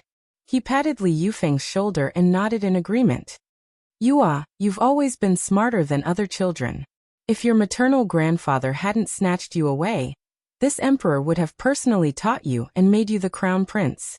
Now cough cough, since you have the heart, this emperor will let you give it a try. The emperor looked at Li Yufeng, who looked very similar to himself when he was young, and sighed while shaking his head. I don't know who you take after with this temperament of yours. You're too bold. If it were another emperor, your words and actions would be suspected. Li Yufeng smiled and said, I speak to people differently. If you weren't my imperial father, I wouldn't be so bold. Isn't it all because you spoiled me? Ha ha, good, this emperor spoiled you. The emperor liked his intimate and natural attitude and laughed heartily. He couldn't help but ask curiously, what kind of divine being is this Chu clan that made you change so much? This emperor wants to see her. When will you bring her into the palace? Li Yufeng had a headache and said, This son doesn't dare to guarantee anything. To be honest, we address each other as husband and wife, but she hasn't agreed to marry me. Your son doesn't have any status, so I have to ask her if she wants to come or not. Furthermore, this son hasn't told her about this identity, so I don't know if she likes it. Oh. The emperor was puzzled. Which family's young lady is so domineering? Li Yufeng had all the palace servants leave. Under the emperor's puzzled gaze he whispered, "Your daughter-in-law is a 1,000-year fox demon." Ah! The emperor was stunned and only reacted after a long time. He widened his eyes in disbelief. Fox demon?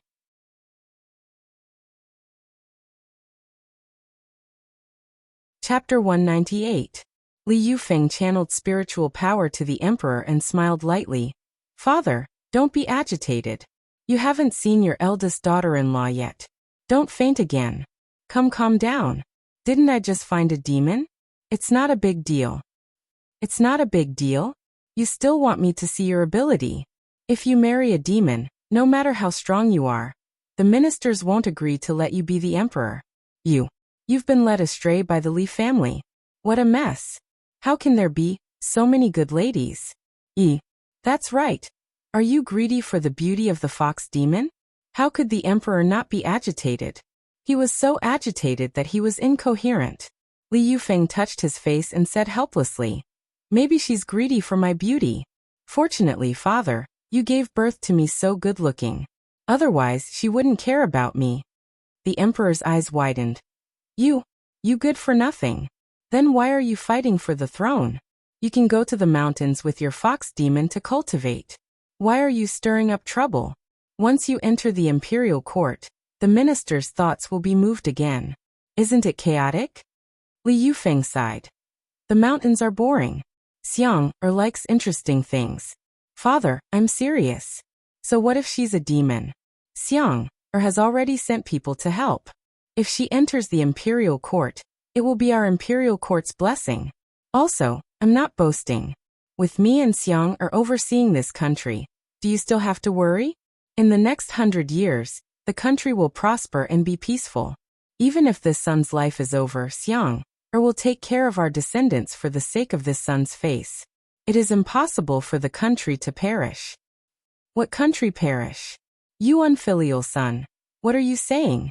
The emperor frowned and reprimanded.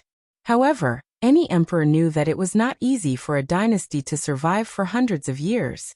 If they wanted to prosper, it was really too difficult.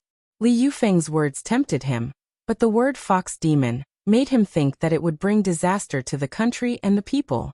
He had never heard of marrying a fox demon and overseeing the country.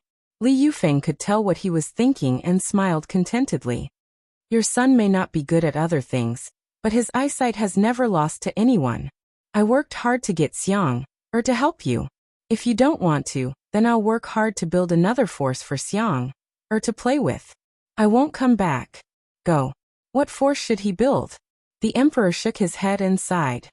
"You should go and settle your business first. Come back later to chat. I need to think about it carefully. I also need to see my future daughter-in-law. I'm tired. I'll rest for a while."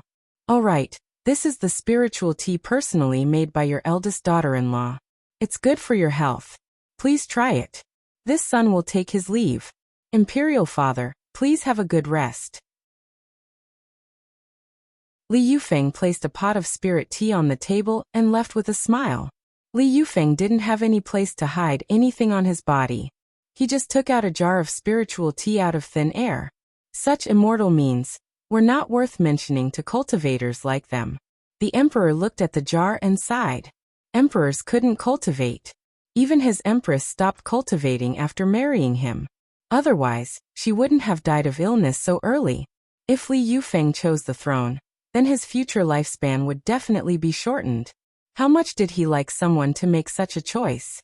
But didn't Li Yufeng's mother make the same choice back then? Perhaps the Li family were all people who valued relationships. If the Li family hadn't snatched Li Yufeng away and used his guilt to force him to agree, he wouldn't have taken in concubines and had children for the future generations. He had always felt that he had let down his first wife, Madame Li. All these years, even if Li Yufeng rarely came back and changed his surname to Li, he still wanted to give the best things to Li Yufeng. Now that Li Yufeng wanted the throne, he would see if Li Yufeng had the ability to do so. The emperor slowly lay down on the soft couch and closed his eyes to rest. He had to take good care of his body. Even if Li Yufeng couldn't do it, He would try to teach him until he couldn't take it anymore. And Li Yufeng's wife, the fox demon, wouldn't be deceived by the fox demon, right? He still had a lot of things to worry about. He couldn't die. Madame Li's beautiful and gentle appearance flashed in front of his eyes. He sighed inwardly. For the sake of my son, I will see you later. Steward Li's surname Li was given by the emperor himself. It was to show his closeness to the Li family. Furthermore, Steward Li was the emperor's closest person for decades. He naturally knew how much he valued Li Yufeng. When Li Yufeng came out, he had already arranged for the crown prince's bedroom and study room. He also arranged for Li Yufeng to be served by palace servants. Even if Li Yufeng didn't inherit the throne in the end, his life in the palace during this period of time must be at the level of a crown prince. Li Yufeng said to Steward Li with satisfaction, I will have to trouble you to follow me these days. I still have some people that I need. Send someone to bring them in. Yes, unfettered king. Steward Li was very respectful to him and immediately went to arrange it. The other palace servants saw his attitude and were naturally very respectful to Li Yufeng. More than a dozen officials were summoned to the crown prince's study room for a discussion. Li Yufeng brought his own people and had them discuss the flood in the south and the plague in the suburbs of the capital. Among the officials, there were some who secretly supported Prince Qi. It was impossible to change after so many years, so they could only make things difficult for Li Yufeng. However, Li Yufeng wasn't afraid of making things difficult for anyone. His title of Bai Shaosheng wasn't obtained through fortune-telling. It was because his influence spread all over the country that he was so well informed. In the past few months, because he was with Chu Xiang, he had strengthened his influence and power in the capital. Joining the struggle for the throne wasn't a spur-of-the-moment decision. He had already made ample preparations and naturally had a way to deal with them. There were also quite a few officials who sincerely worked for the common people and supported the emperor. After Li Yufeng understood the situation, he assigned each of them a task to do. Those who supported the Prince of Qi were all given dispensable tasks. Several people's hearts sank. One of them was even a hidden chess piece of Prince Qi that had never been exposed. When he received the task, his expression was extremely unsightly. He couldn't understand how Li Yufeng knew who he supported. But the more this was the case, the more the officials didn't dare to look at Li Yufeng. They had originally thought that he was a country prince who had never entered the court. In the end, they didn't even know that Li Yufeng had been in the capital for so long and had participated in the imperial examination. This was enough to show that Li Yufeng's methods weren't ordinary, and that he had someone in the court working for him. The officials didn't know which family's daughter Li Yufeng had married, but in less than a day, all the officials and nobles of the capital knew that Li Yufeng's family was doing good deeds and providing disaster relief. His wife was treating plague victims in the suburbs of the capital, while his wife's younger sister and a friend had already set off to the south to provide disaster relief. He had even requested an imperial edict to be sent out, making that friend a secret imperial envoy. Crucially, no one knew who that friend was, much less inform the south to make any preparations. The entire capital was under martial law. Everyone who had tried to send out the news found that their messages had been cut off and sent back to their study rooms. This left them greatly alarmed. How big of a power was it to be able to cut off all the messages and silently place them in their study rooms? Their own residences weren't safe, so who would dare to act blindly without thinking? The moment Li Yufeng made a move, he had subdued them. All of the officials in the capital were taught and all of them were watching obediently. Those who received the task also carried it out cautiously. Everything that Li Yufeng ordered was carried out at the fastest speed possible. The emperor was very surprised when he heard this. Then he couldn't help but laugh with pride in his smile. He saw his son. When he was seriously ill, to be able to know that his favorite son had this kind of ability was the greatest gratification. After the emperor pondered for a long time, he also began to secretly order people to arrange a series of matters. Since his son had the ability, then he had to think of a way to escort his son and let him smoothly ascend the throne after he made some achievements. Li Yufeng used extreme methods to stabilize the situation in the capital in order to avoid a lot of trouble. Although Chu Xiang liked interesting things and liked to watch the bustle, She still disliked the trouble in her own family. He had to solve the problem before Chu Xiang returned. After busying himself for a few hours to arrange everything, Li Yufeng left the palace in plain clothes. He avoided everyone and went to the outskirts of the capital, following Chu Xiang's aura to find her. "Xiang, how is it?" Chu Xiang wasn't surprised to see Li Yufeng. Chu Xiang waved her hand to the nervous village chief and the others. "He's on the same side. First, follow my instructions and send porridge and medicine to everyone. I'll be there later. If there's anything, come find me." "Yes, yes." The village chief and the others respectfully responded and quickly followed her instructions. Li Yufeng smiled and said, "You have prestige here. They treat me as a life-saving immortal. If they know that I'm a fox demon, they might be scared to death." Chu Xiang shook her head in amusement. "How did you do in the exam? Why are you only here now?" Li Yufeng said confidently, "It's not a problem to be the top scorer." He squatted down in front of Chu Xiang and looked up at her, probing. "I did something today. It's about my family and another identity. I didn't do it well before, so I didn't do it with you. I don't know if you like it or not, but I feel that you shouldn't care about this. It's definitely better for you to do things." Chu Xiang rubbed his face and hugged his neck, leaning into his embrace. "What are you hemming and hawing about? Ji, who is your family and what is their identity?" "The emperor is my father." Li Yufeng replied with the simplest sentence. Chu Xiang suddenly understood. "Oh, no wonder that whatever third prince asked me to read his fortune. I didn't get it. It turns out that we've become a family. Don't bother about that bastard third prince. I'll deal with him later." Li Yufeng had never put the idiot third prince in his eyes. He didn't expect that this third prince would dare to tease his wife. He was really courting death. Chu Xiang smiled and nodded. She stepped back and looked at Li Yufeng up and down a few times, then smiled. "I didn't expect my husband to be a prince. Then today, did you declare war? What, are you going to snatch the throne?" "I told my father that, but whether you want to snatch it or not depends on whether you want to be the empress or not." Li Yufeng got up and hugged her, whispering in her ear, "How about sharing the country with me?" His sharing really meant sharing. The two of them were on equal footing and ruling the country. One emperor and one empress hand in hand. Chu Xiang narrowed her eyes slightly. "Being the emperor won't allow you to cultivate. Then won't you have to accompany me for a few decades less?" Li Yufeng laughed. "You can't bear to part with me? Of course I can't bear to part with you. So when we're done playing, we'll find someone to inherit the throne and go somewhere else to play. Once the throne is given away, won't I be able to continue cultivating?"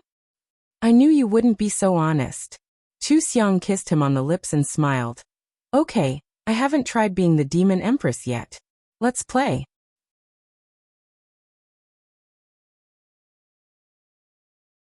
Chapter 199. People like Li Yufeng and Chu Xiang, who treated the throne as something that they could take if they wanted it, and throw it away if they didn't want it, were truly unprecedented. If others heard this, they would be angered to death even if they weren't scared to death. However, with their strength, this was indeed the case. It was not a difficult task.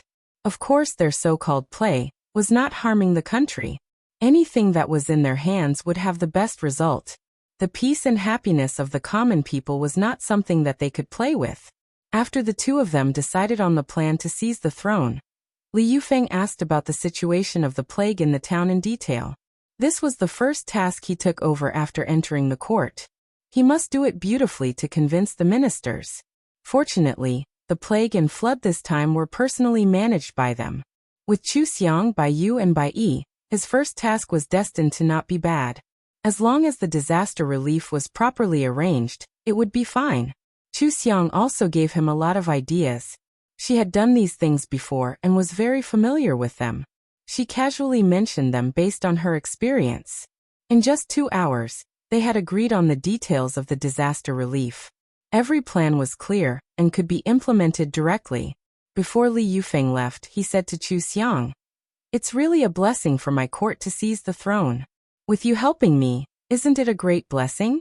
Xiang, help me think of a few more beautiful things. My imperial father will have no regrets in this life." He will also be able to see my imperial mother with peace of mind. Chu Xiang asked, his illness can't be cured. It can't be cured. Li Yufeng shook his head and sighed lightly. He has been overworked for the past few decades. His foundation has been damaged. Even if he uses the snow lotus pill, his body can't withstand the drastic change of being reborn. Moreover, I know that he is very tired. He has long wanted to see my imperial mother. It's not a good thing to force him to stay. Everyone had their own path to walk. Of course, longevity wasn't always the best. Chu Xiang didn't ask any more questions after hearing Li Yufeng's words. She thought about what she could do in a short period of time and reminded him. You should go back first. There are many things you need to do to snatch the throne. Send the doctor and the herbs over first. I need to think about something. Oh right, I'll give you a list.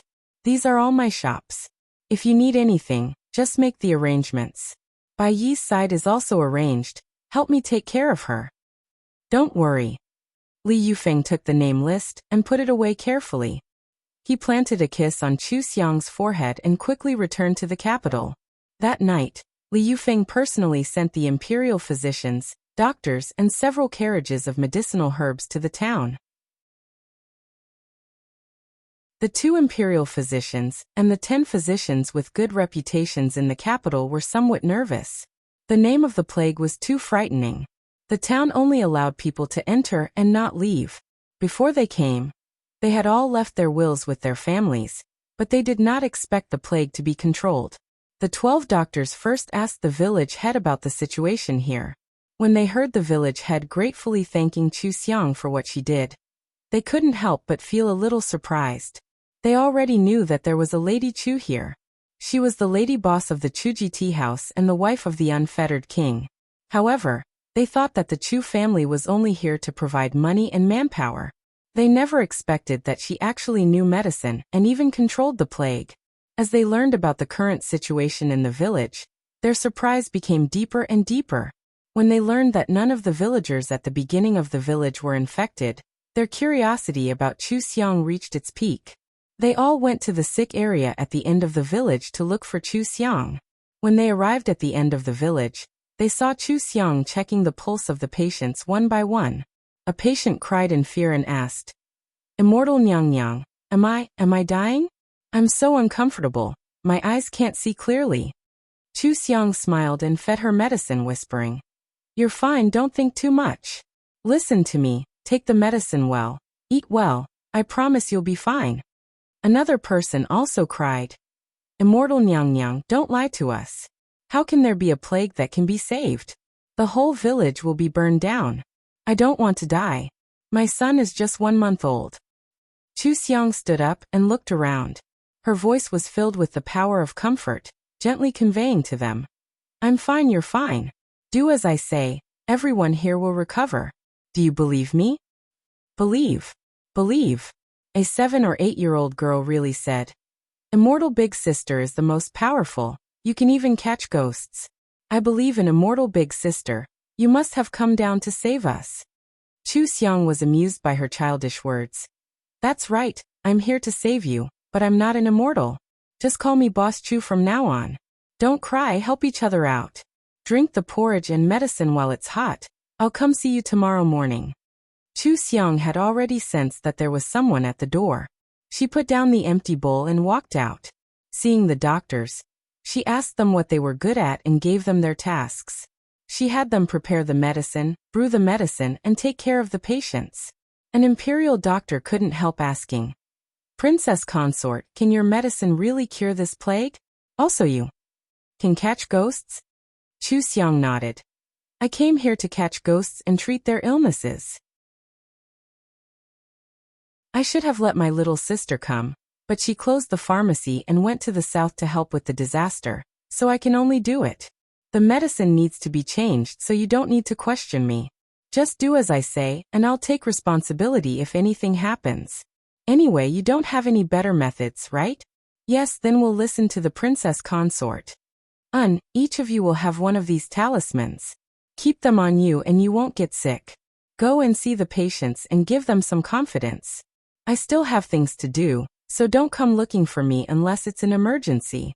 Chu Xiang left after she finished speaking.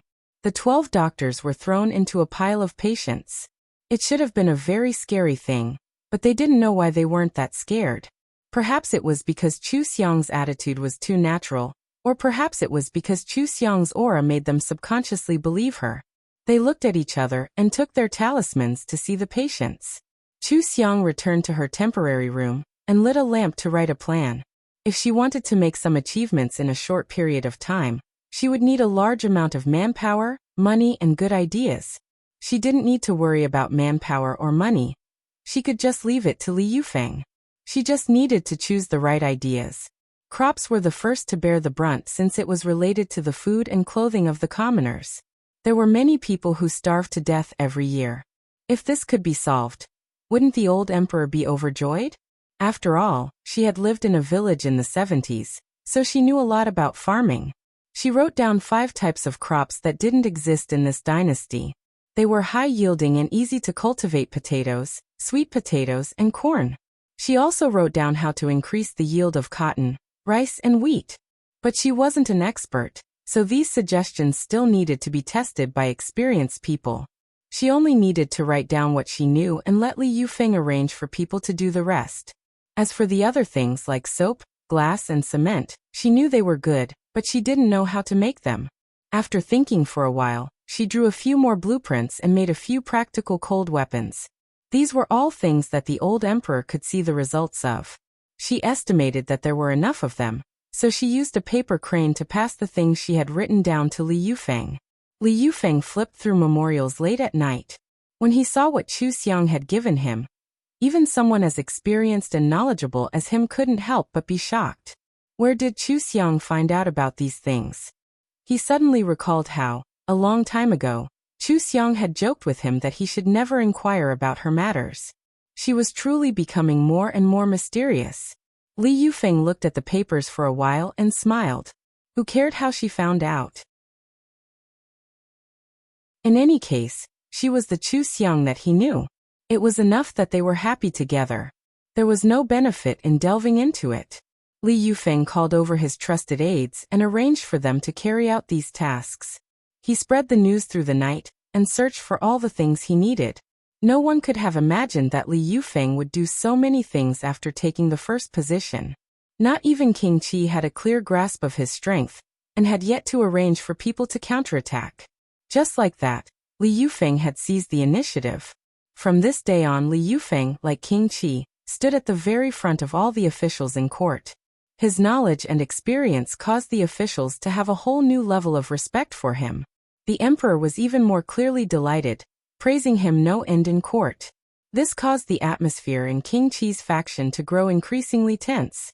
The news that Li Yufeng was participating in the examination also spread.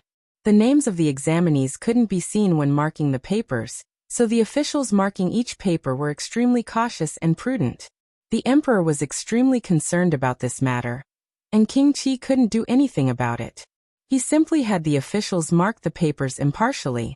When the names on the papers were opened, the officials were astonished to find that the paper that they believed to be the best was actually Li Yufeng's paper.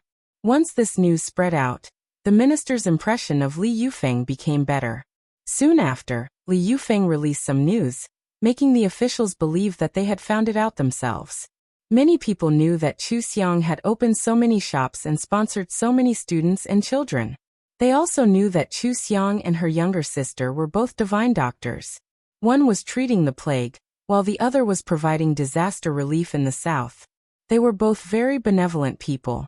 Chu Xiang had yet to appear, but Princess Xiaoyao's reputation had already spread. Her status had imperceptibly risen. No matter how widely this news spread, it was only among the officials. Examinees like Zhuang Yulong were completely unaware. At most, he knew that there was an additional Prince Xiaoyao in the capital, but he didn't know who Prince Xiaoyao was. When he came out of the examination hall, he found that there was no one at home. When he asked his neighbors, they all said that they didn't know anything. He was shocked and afraid, not knowing what had happened. Later, Li Yufeng remembered him and sent someone to bring him a letter. Bai Yi had met a fellow villager and knew that a distant relative had passed away. She went back to attend the funeral and went to visit her parents' graves. She asked Zhuang Yulong to wait for her return. He also sent someone to the Prince of Qi's residence to ask the Prince of Qi to release Zhuang Lushi. Zhuang Lushi returned home in a daze. As soon as she got home, she grabbed Zhuang Yulong and complained that Li Yufeng, Chu Xiang, and Bai Yi had somehow offended nobles. Perhaps they had fled in fear of punishment. She also said that those people always asked her about the demons when they interrogated her. She suspected that Chu Xiang and Bai Yi were both demons. Zhuang Lushi was confused, but Zhuang Yulong had become much smarter after taking the snow lotus pill. He immediately connected everything together. Chu Xiang and Bai Yi were each more beautiful than the other, and each more capable than the other. It was as if any problem was not a problem in front of them. This was not something that ordinary girls could do. There was also the snow lotus pill. Even the family heirloom of an imperial physician might not have such a good thing. What did Bai Yi's family do? They actually had the snow lotus pill? If they were demons, then everything seemed to make sense. Thinking deeper, Chu Xiang and Bai Yi's family background had never been clear. It was really too suspicious. Zhuang Yulong was a little scared, but he did not want to believe his own inference. After all, when Bai Yu told his fortune, Bai Yi was his destined nobleman and his destined wife. How could she be a demon? Zhuang Yulong fell into deep contradiction. His heart was uneasy. It was rare for him to stay at home and not go out. It just so happened that he avoided many things and was safe. Soon it was the imperial examination. The emperor did not want Li Yufeng to take the imperial examination. He did not need to take the imperial examination. However, Li Yufeng insisted on hiding his identity as a prince and studied with the students. Not many students knew his true identity. Those who knew that they should keep quiet. Just like this, he participated in the imperial examination with Zhuang Yulong. When Zhuang Yulong saw him, he immediately went forward and asked, "Brother Li, where did you go? Where is sister-in-law's wife?"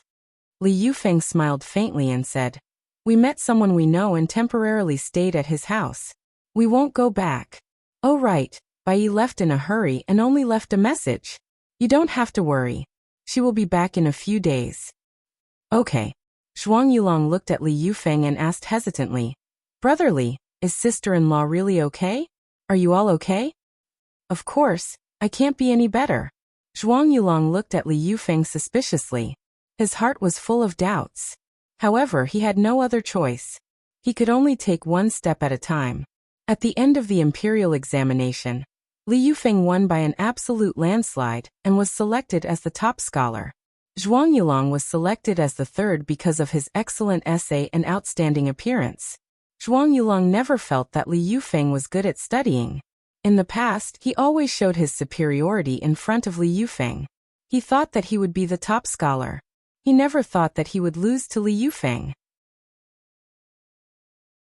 The third place was already a height that he did not dare to imagine. However, after taking the snow lotus pill, he was too confident in himself. Now that he was the third place, he could not be happy. He forced a smile in the midst of the other students' congratulations. As soon as the good news came out, the Jiang family gave Zhuang Yulong a big gift. Miss Jiang came to congratulate him. When she heard that Bai Yi had returned to her hometown, she was even more happy. She simply twisted her leg and fell into Zhuang Yulong's arms when no one was paying attention. To be able to marry the third place of the imperial court, and a handsome third place with real talent and a shop, this was definitely her best choice.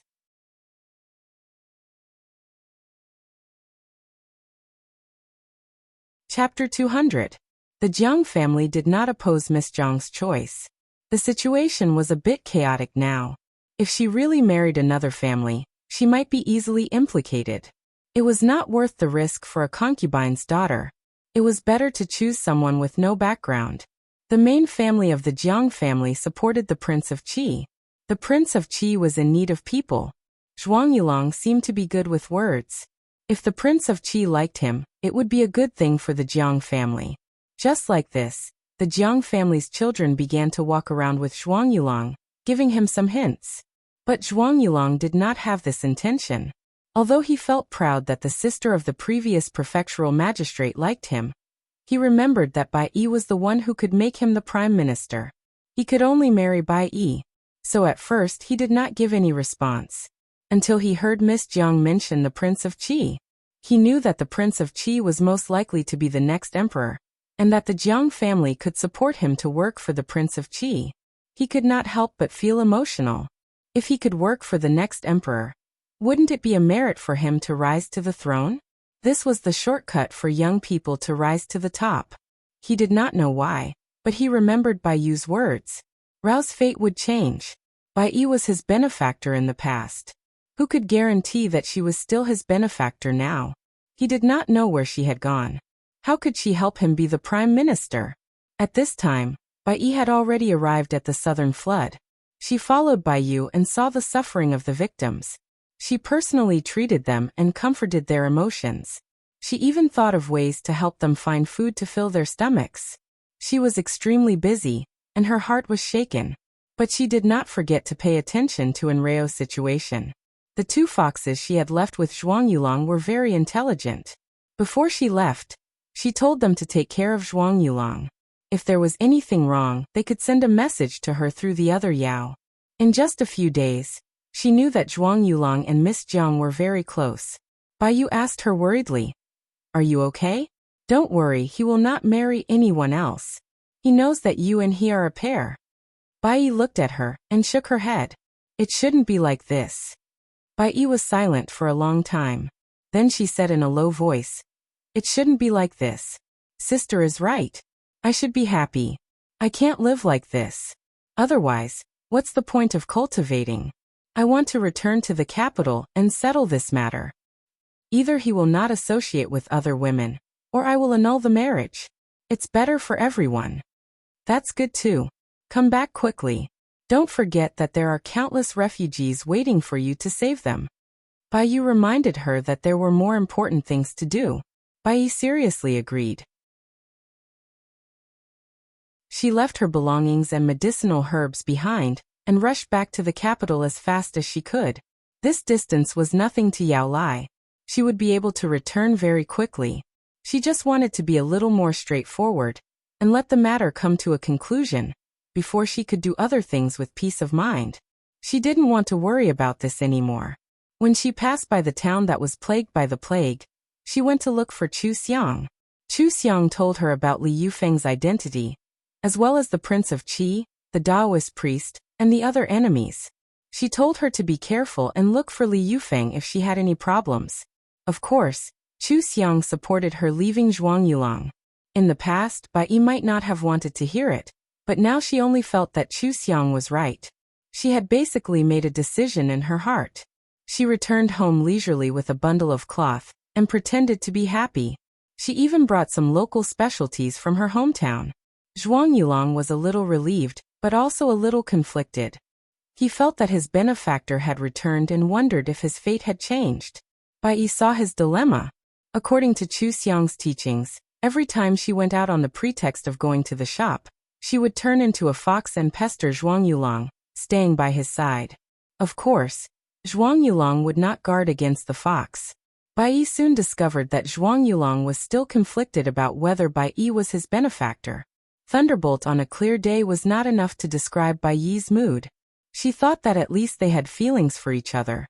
She never thought that she would only be a benefactor to Zhuang Yulong.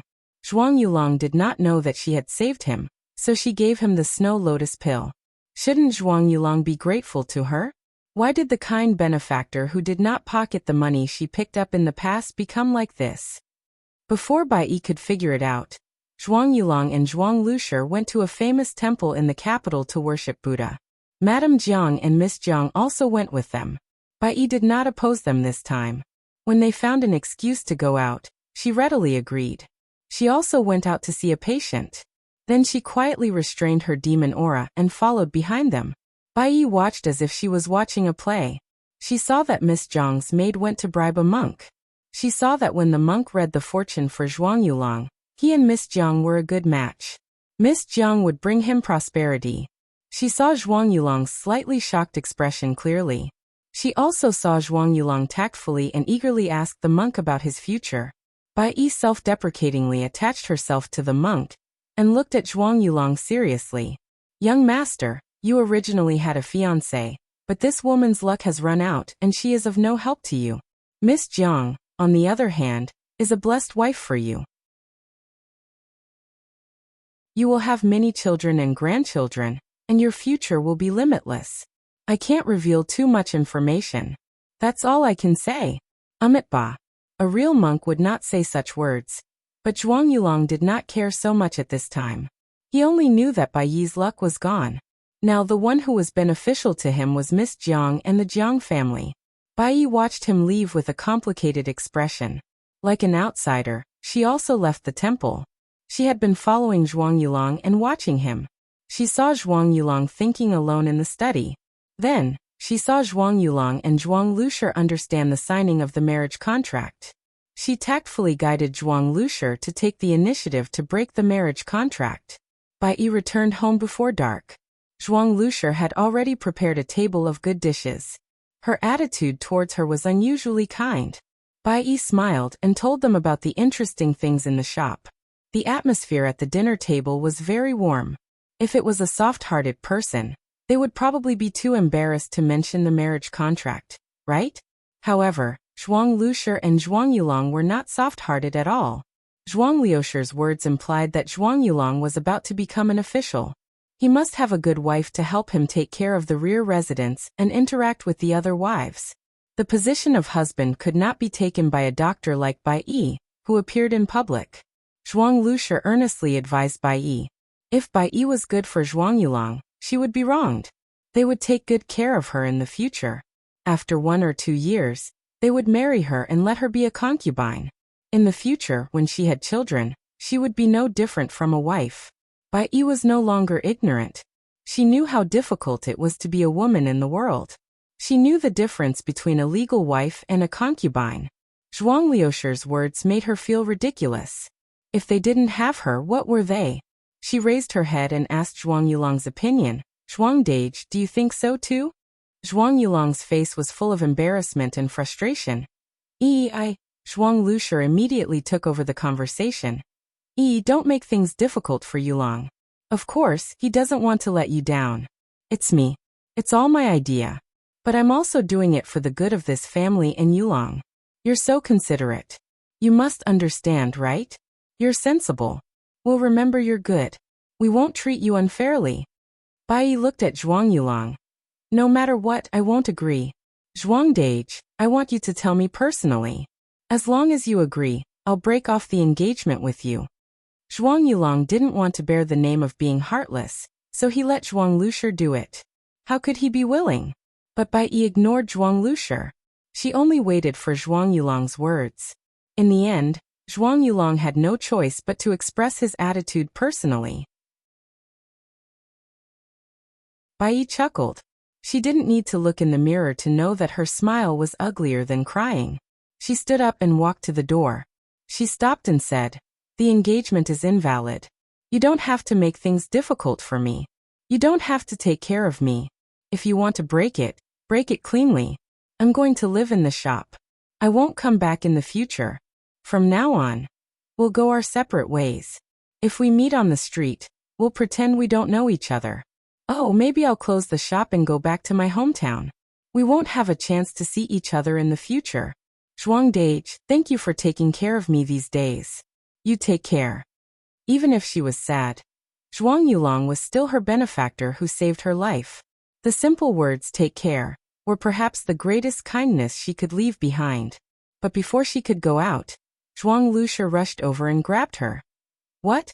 You want to close the shop and go back to your hometown? No one is driving you away. You've lived in our house for so long. You're a member of the Zhuang family. If you leave like this, who can you marry? Follow Yulong, and in the future you'll enjoy endless glory and wealth." Bai Yi pushed her away and shook her head. "No need. Even if I don't marry in my life, I'll never work for anyone. I don't want to see you again. This place. I won't stay." Zhuang Lushi grabbed her again. She was a little anxious. "That won't do. That medicine shop belongs to our Zhuang family. You can't just close it and leave. But it's also a good thing that you want to go back to your hometown. It's not appropriate for a woman to show her face in public. How about this? I'll go to the medicine shop tomorrow. You tell me what you want to tell me, and then you can leave. Bai thought she heard wrong. She looked at her incredulously. You what? Give you the medicine shop? That's my own medicine shop. I take care of it myself. What does it have to do with the Zhuang family? How can it have nothing to do with it? You see, how can a woman open a shop? If you hadn't married Yulong immediately, our family wouldn't have helped you open the shop. You can't open it at all. Bai stopped her from continuing. She was too lazy to listen. She looked at Zhuang Yulong. Brother Zhuang, do you think so too? I'll ask you one thing. Do you think so too? Bai Yi's face had already darkened. She looked at Zhuang Yulong with sharp eyes. She unconsciously revealed some of her nature. Zhuang Yulong once again felt a sense of oppression from her. He didn't know why, but the thoughts about demons in his mind couldn't help but emerge. He subconsciously took a step back and stabilized his mind. He didn't deny it at the first moment. Bai Yi already understood what he meant. Or when Zhuang Lushi said those words, she understood. She just didn't want to believe that Zhuang Yulong, who had picked up the hairpin and wanted to return it, didn't do it because he found it too little. She shook her head and sneered. She pushed away Zhuang Lushi, who was blocking her way, and walked out of the door. No matter how Zhuang Lushi shouted, she didn't look back. Zhuang Lushi anxiously went back to ask Zhuang Yulong, what should we do? If the medicine shop is closed, how can we live? We don't have much money at home. Why is Bai Yi so stubborn? She clearly saw that you are in high school and will soon be rich. She can't bear to part with this marriage contract. She's willing to do anything for you, humph. Zhuang Yulong slowly sat back in his chair. The more he thought, the more uneasy he became. Mother, after Bai Yi came to the house, did anything unusual happen in our house? Can there be any sign of a demon? What do you mean? Zhuang Lushi suddenly became nervous. She thought, since she came to the house, it seems that she really brought prosperity to you and our Zhuang family. You see, your knowledge has improved, your health has improved, and our family's food, clothing, housing, and transportation have all improved. Yes, it's all better. She's a weak woman with no one to rely on. How did she do so many things? Mother, you used to be tired from taking care of me. You were often exhausted, but Bai Yi, she is too abnormal. Zhuang Yulong thought of the two foxes at home. They were too sensible. Ordinary foxes were raised. How could they be so sensible?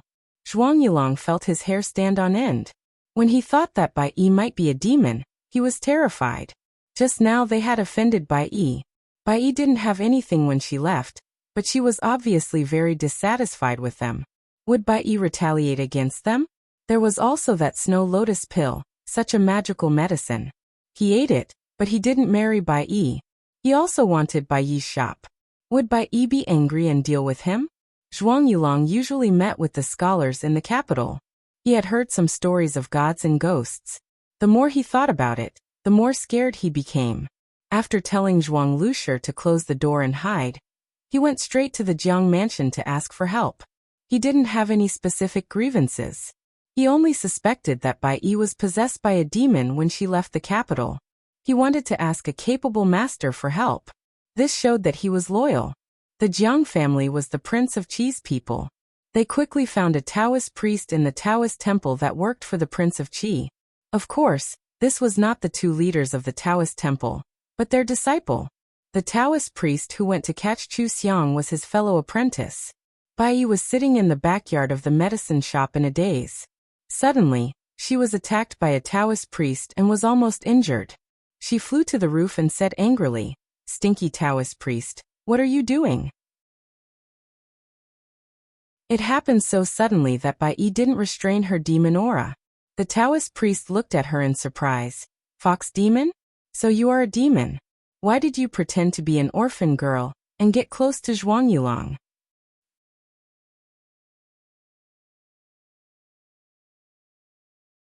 Chapter 201. Bai Yi's face turned cold. "Mind your own business. Who do you think you are?" The Taoist priest swung his horsetail whisk and shouted, "Evildoer! You dare to open a pharmacy? Are you the one who caused the plague in the suburbs of the capital? Just like how the monk wronged Bai Yi without distinguishing right from wrong, Now the Taoist priest casually put the plague on Bai Yi's head. Bai Yi sneered disdainfully. If all decent people are like you, it's really shameful. I've saved people's lives and have accumulated a lot of merits. What about you? What else can you do besides wrongly accusing people? The Taoist priest had never been taught a lesson by a demon before. He immediately became angry. No wonder Zhuang Yulong came to ask for help. You're deceiving people and disturbing the mortal world. You can't be forgiven. Go to hell. The Taoist priest attacked Bai Yi. Instead of dodging, Bai Yi grabbed his neck and asked, "What? Zhuang Yulong asked you for help. Why did he ask for help?" Presumptuous. The Taoist priest struggled to break free and threw out several talismans to attack Bai Yi again. Although Bai Yi didn't know as many cultivation methods as Chu Xiang, she was still a great demon who had cultivated for nearly 1,000 years. In a few moves, she subdued the Taoist priest again and asked him, "What did Zhuang Yulong do? Does he know I'm a demon?" Cough, cough, cough. The Taoist priest couldn't breathe because his neck was choked. His face turned red and he said with difficulty, "He begged me to catch a demon." Bai Yi loosened her grip. She felt her mind go blank for a moment. Zhuang Yulong asked the Taoist priest to catch her? Why? Because he found out she was a demon? Or because she was no longer his benefactor and was useless? While she was distracted, the Taoist priest took out the magic weapon given by his master and hit Bai Yi. Bai Yi cried out in pain and fell from the roof. She covered her chest and lay on the ground. She coughed violently several times and quickly got up to avoid the Taoist priest's pursuit. She calmed down and stared coldly at the Taoist priest. When the Taoist priest used a killing move, she went up and slapped the Taoist priest's head. His voice was cold. "I know you. You are the disciple of those two bastard Taoists. You rely on your cultivation to amass wealth and harm others. Today, I will teach you that there are some people you can never offend." As soon as Bai Yi's voice fell, a massive amount of demonic energy entered the Taoist priest's body through her palm, shattering his dantian. Ah! The Taoist pitifully screamed and spat out blood.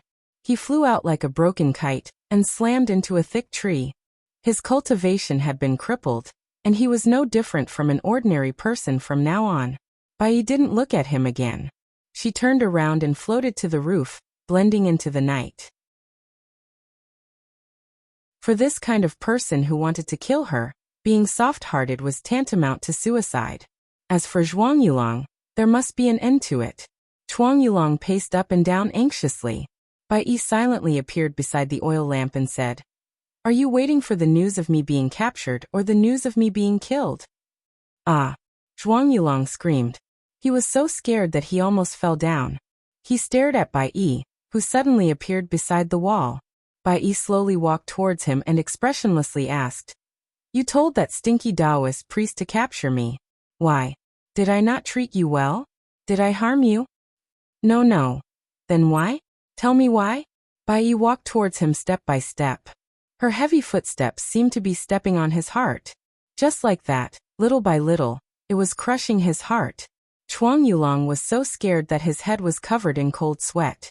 His back was pressed against the wall, and he trembled as he moved towards the door.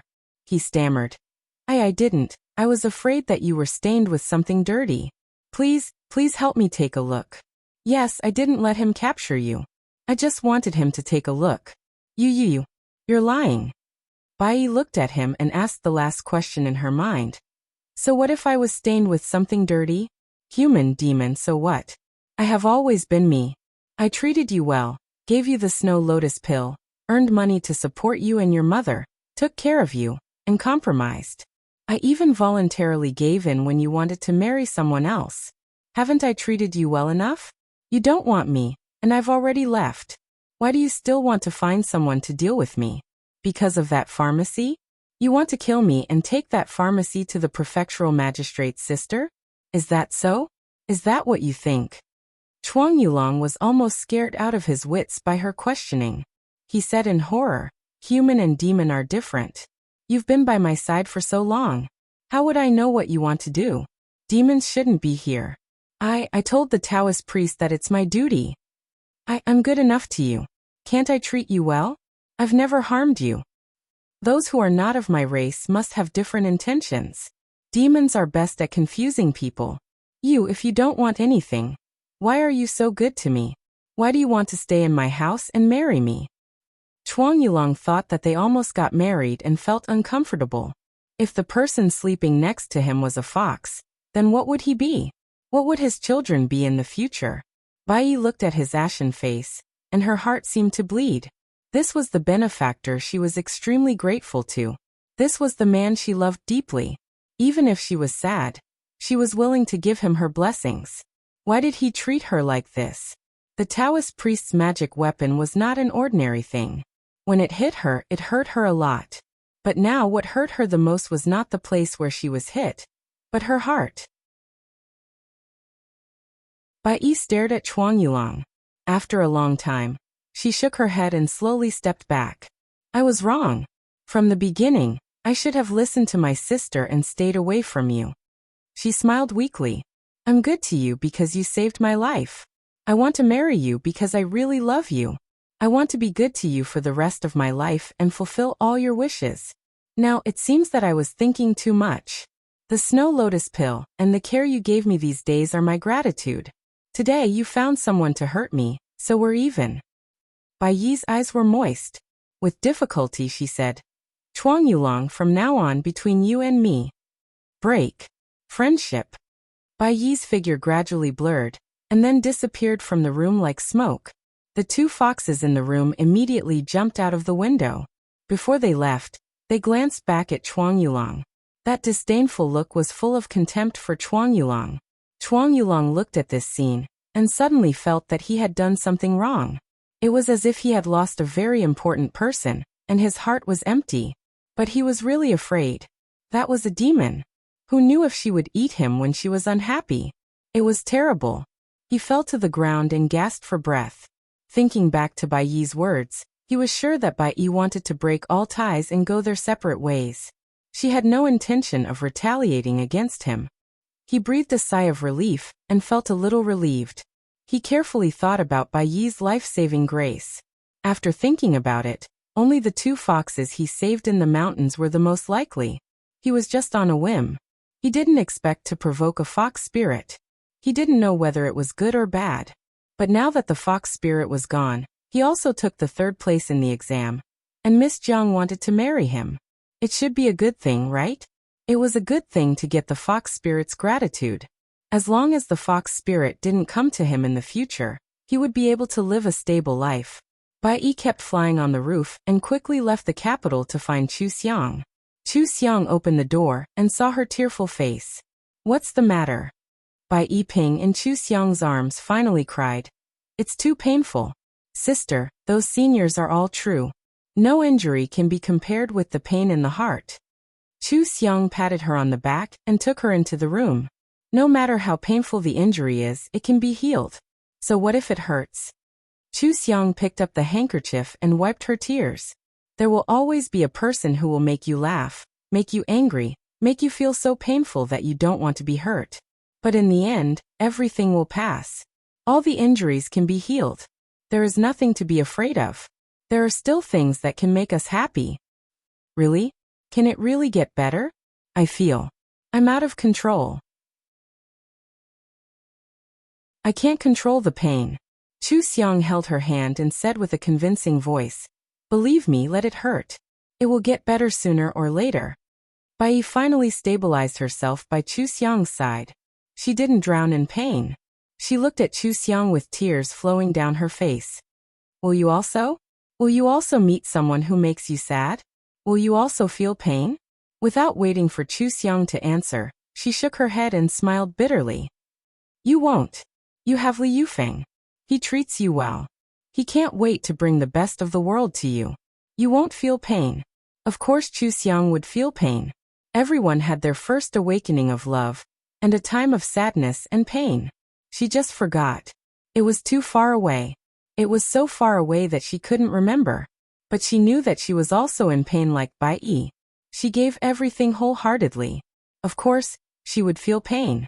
So now, she would always love herself the most. This way she could always be free and unfettered. The world was so big.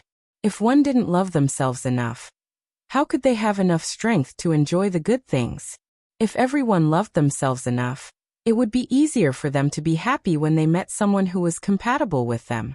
Chu Xiang touched Bai Yi's head and smiled. Maybe I experienced it in my previous life, so I know how to choose people in this life. Be good. If you want to cry, cry. When you've cried enough, remember to heal yourself. There are too many people and things in this world that you haven't seen before. This injury is not a big deal. Don't you want to see the world? I want to. Bai Yi thought about Chu Xiang's words. There were too many things in this world that she hadn't seen before. She really wanted to see them. Being sad for Zhuang Yulong didn't seem to be a hurdle that couldn't be crossed. She realized that Chu Xiang always had the ability to downplay very painful things. It was as if there was nothing in this world that could make her change her expression and feel pain that pierced her heart. Perhaps because of this, Chu Xiang always enjoyed life so much and was always happy. Bai Yi held Chu Xiang's hand tightly, as if she could draw strength from her. Her heart gradually calmed down, and she said seriously to Chu Xiang, I will heal myself well, and I will become as powerful as my sister. Chu Xiang smiled at her. This girl had grown up. Breaking out of the cocoon and becoming a butterfly always had to experience pain. Fortunately, Zhuang Yulong didn't only give her pain, but also a life-saving grace and growth in the process. She adapted to human life, liked to do good deeds and save people, learned to open a shop for disaster relief, and understood a lot of things. In fact, it was Bai Yi who had profited. Compared with this, what was the pain and loss? Bai Yi felt very safe beside Chu Xiang. She thought that she would feel uncomfortable and couldn't sleep, or cry all the time, but in fact, in just an hour, she fell asleep beside Chu Xiang. Chu Xiang found the injuries on her body. These injuries were not light. If she had a snow lotus pill, she would be fine after taking it. If she didn't have the snow lotus pill, she would have to use other medicines to recuperate. The snow lotus pills that Chu Xiang and Li Yufeng gave her last month were still there. However, this girl had grown up through hard work. She couldn't let others take care of everything. She had to pay the price to learn her lesson. That snow lotus pill was given to Zhuang Yulong by Bai Yi, so she had to bear the consequences herself. She had to slowly recover and remember this lesson. However, daring to hurt Chu Xiang's little sister was unforgivable. Chu Xiang narrowed her eyes and got up to enter the capital. Li Yufeng was busy until late at night. There were countless things that he had to arrange in the open and in the dark. Prince Qi's faction constantly made things difficult for him. He had to deal with endless schemes. Even though he had many people he could use, he was still so busy that he didn't have time to see Chu Xiang for several days. This made him a little annoyed. A fragrant wind blew and he sensed Chu Xiang's aura. The corner of his mouth couldn't help but rise as he said, "This prince wants to rest. You can all withdraw. Without this prince's order, you are not to disturb me." "Yes, prince." The palace servants serving by the side withdrew. Li Yufeng immediately stood up and walked towards Chu Xiang's hiding place. "Xiang, why are you here? Did you miss me?" Chu Xiang appeared and laughed. "How can your face be so thick? If my face isn't thick, how can I please you?" Li Yufeng pulled Chu Xiang to sit on the soft couch. He leaned over and hugged her. He closed his eyes and leaned against her neck. "I missed you so much. I used to be with you every day. Ever since the exam we separated. If I had known earlier, I wouldn't have come to the capital." Chu Xiang turned her head and kissed him. "I knew you missed me. Didn't I come to find you?" Li Yufeng chuckled. "Don't try to scare me. Do you think I don't know you? I'm the only one who came to find you. Right, what's the matter? If there's nothing, you wouldn't come here so late at night." It was rare for Chu Xiang to reflect on herself. Did she neglect her husband? In fact, it wasn't bad to give him a romantic surprise once in a while. With a husband who doted on her so much, she had to dote on him too. She pulled Li Yufeng onto the soft couch and hugged him with a smile. She raised her eyebrows and said, "No matter what, I'm here. The night is long. Don't you want to do something?" Li Yufeng's eyes darkened. He lowered his head and kissed the red lips that he yearned for day and night. He untied his belt. Chief Steward Li coughed twice outside the door, and waved his hand to tell the palace servants to stand further away. Then he told his disciple to guard the door, and went to the emperor's side. He knew a secret that no one else knew. The wife of unfettered king was a foxyao. Before, he had wondered if unfettered king was deceiving people. Now it seemed that it was a foxyao. He didn't even know when Wang Fei had come. It was Wang Fei's first time entering the palace. He had to report to the emperor. The future would change greatly. The next empress might not even be human. Fortunately, he had experienced many things in his life. Otherwise, wouldn't his legs be weak from fright right now? When it was dawn, Chu Xiang laid in Li Yufeng's arms and explained her purpose for coming. Those two Taoists with high cultivations have already submitted to King Qi. Today their disciple was crippled by Bai Yi. They will definitely find trouble. There are not many people who know that Bai Yi is my sister. They will find out in a few days. At that time, my identity as a foxyao won't be able to be hidden. You have to make arrangements early. Also, I don't like that Taoist temple. Do they still make water for your father emperor? Are there any more pills? Let me see. I will send someone to ask. You go bathe first. Later, I will ask the imperial kitchen to make some delicious food for you to try. Li Yufeng picked up his clothes and got up to put them on. He turned around and asked Chu Xiang. Chu Xiang supported her head and smiled. What are you doing? Are you afraid that I will leave now? I will accompany you to eat breakfast before going back. What is there to be in such a hurry? Go quickly. Okay. Li Yufeng smiled. He lowered his head and kissed her. Then he walked out with light steps. Chu Xiang comfortably soaked in a flower petal bath. The palace maids who came in and out to serve her lowered their eyes and looked straight ahead. They did not look or ask too much. It was obvious that they had been carefully selected by Chief Steward Li, and had been instructed. Chu Xiang listened to Li Yufeng's explanation of the situation in the palace. She was very satisfied with this clever Chief Steward Li. It saved her a lot of trouble. The emperor had a habit of taking pills for several years. Li Yufeng was not good at pills, so he didn't find any problems before. After Chu Xiang took the pill and tried it, she was very certain. This pill has a harmful drug added to it. It is not obvious, but if it is taken for a long time, it will cause a person's energy to be low and their organs to be damaged. Unknowingly, the body's foundation will be damaged. When Chu Xiang said this, Chief Steward Li was waiting on the side. Hearing this, he raised his head in disbelief. Princess Consort, are you telling the truth? This pill is what the imperial concubine persuaded the emperor to take. Li Yufeng's expression was a bit ugly. He picked up the pill and said with a frown, Xiang, it must be true. I never thought that they would be so bold. Before, I had no interest in the throne, and didn't even return to the capital. Second prince was the next emperor. What were they thinking? They actually tried to assassinate imperial father. Can't they wait? If the throne is not in one's hands, one will never be able to feel at ease.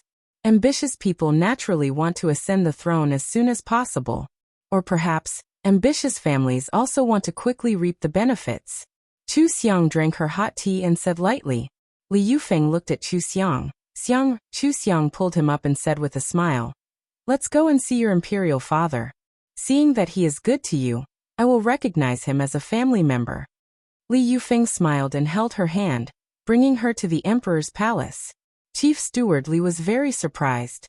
In his impression, the seductresses should be coquettish, but this princess was more like a matriarch than a matriarch. She was so decent that she could be a matriarch. This was something he never expected.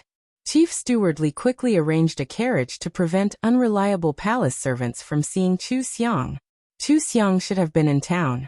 If she mysteriously appeared in the palace, it would be hard to explain. The emperor only left a few trustworthy palace servants in the palace. When he saw Chu Xiang, he first thought that her appearance was the fate of many men. He didn't know if his son had taken a liking to her appearance. The emperor coughed twice and hesitated, not knowing what to order first. This was not an ordinary girl. She was a 1,000-year-old fox demon, and a fox demon that didn't give his son a status. What should he order? Before he could speak, Chu Xiang had already walked closer to him. She even turned back and smiled at Li Yufeng. So you look like this when you're old. You really look like your imperial father. Li Yufeng was used to her strange focus and laughed. I'm not like this. You forgot, I have the art of retaining my appearance. Chu Xiang nodded. And that's right. You're still so handsome after 100 years. The emperor was stunned. He couldn't believe that someone would discuss this in front of him in his lifetime. Was he very old? He maintained himself well. How was he old? What did the art of retaining his appearance mean? Was his son disgusted with his appearance? And was his future daughter-in-law expressing that she was satisfied with his son's face? Was his son really a wife who relied on his face to please? Should he be glad that his son was so handsome? Li Yufeng helped the emperor to lean on the soft pillow and asked, Imperial father, what are you thinking? Cough nothing. The emperor touched his face without leaving a trace and smiled at Chu Xiang. You're Chu Xiang, right? These days, Yufeng often mentioned you. You're kind and benevolent. How are the villagers in town? Is the epidemic getting better? They're fine. They'll be fine after a few days. Chu Xiang gestured for him to extend his wrist and checked his pulse. Yufeng likes to praise me. Actually, I'm not that kind. It's nothing to do. If I have to do something, I won't be willing to do it. The emperor understood her meaning. This was normal. How could a 1,000-year-old fox demon casually accept the rules and restrictions? She would definitely do whatever she wanted to do. He was more concerned about his people and asked, Are you skilled in medicine? Throughout history, epidemics have always been a disaster. Now that I have the heart but not the strength, I've handed this matter to Yufeng. If there's a good outcome, it'll be a great achievement. Chu Xiang nodded. This plague seems to have something to do with me. Of course, I won't let them die. She glanced at the emperor. There were no outsiders here. She straightened up. Epidemics are difficult for ordinary people. But to me, it's not a big deal. Don't worry, no one will die. Oh, then I'm relieved. The emperor had never seen a demon save people like this. He did not know how capable Chu Xiang was. However, Chu Xiang's words were very convincing, so he really couldn't raise any doubts in his heart. He thought for a while and asked, Yufeng, did your sister go to the south to control the flood? She's back. She'll go in 2 days. But there's a snake demon leading other demons to help with the disaster relief. Snake demons are much better than us fox demons at controlling the flood. It won't be too serious. Oh, the emperor had been an emperor his whole life.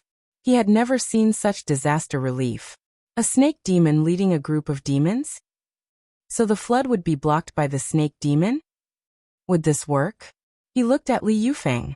Li Yufeng said, Imperial father, don't worry about this. Xiang sent demons to the disaster relief. This son also sent many people and allocated funds. With both sides working together, it won't be too serious. You should pay more attention to your own body. How dare you eat anything? I didn't know there would be a problem with the pills. The emperor frowned. He wanted to scold the noblewoman and Prince Qi, but he looked at Chu Xiang and shut his mouth. He decided to maintain a good image in front of his future eldest daughter-in-law. He did not want to drag his son down. Who knew if his daughter-in-law would find him annoying? Chu Xiang carefully checked his pulse. She wrote a prescription and handed it to Chief Steward Li. Boil the medicine for your majesty according to the prescription. Once in the morning and once in the evening. Your spirit will be better and your body will feel more comfortable. But the pills have been used for a few years. There's nothing I can do about your lifespan. The emperor patted Li Yufeng's hand and smiled. It's okay. As long as your body feels comfortable, don't force your lifespan. I'm satisfied as long as I see you well.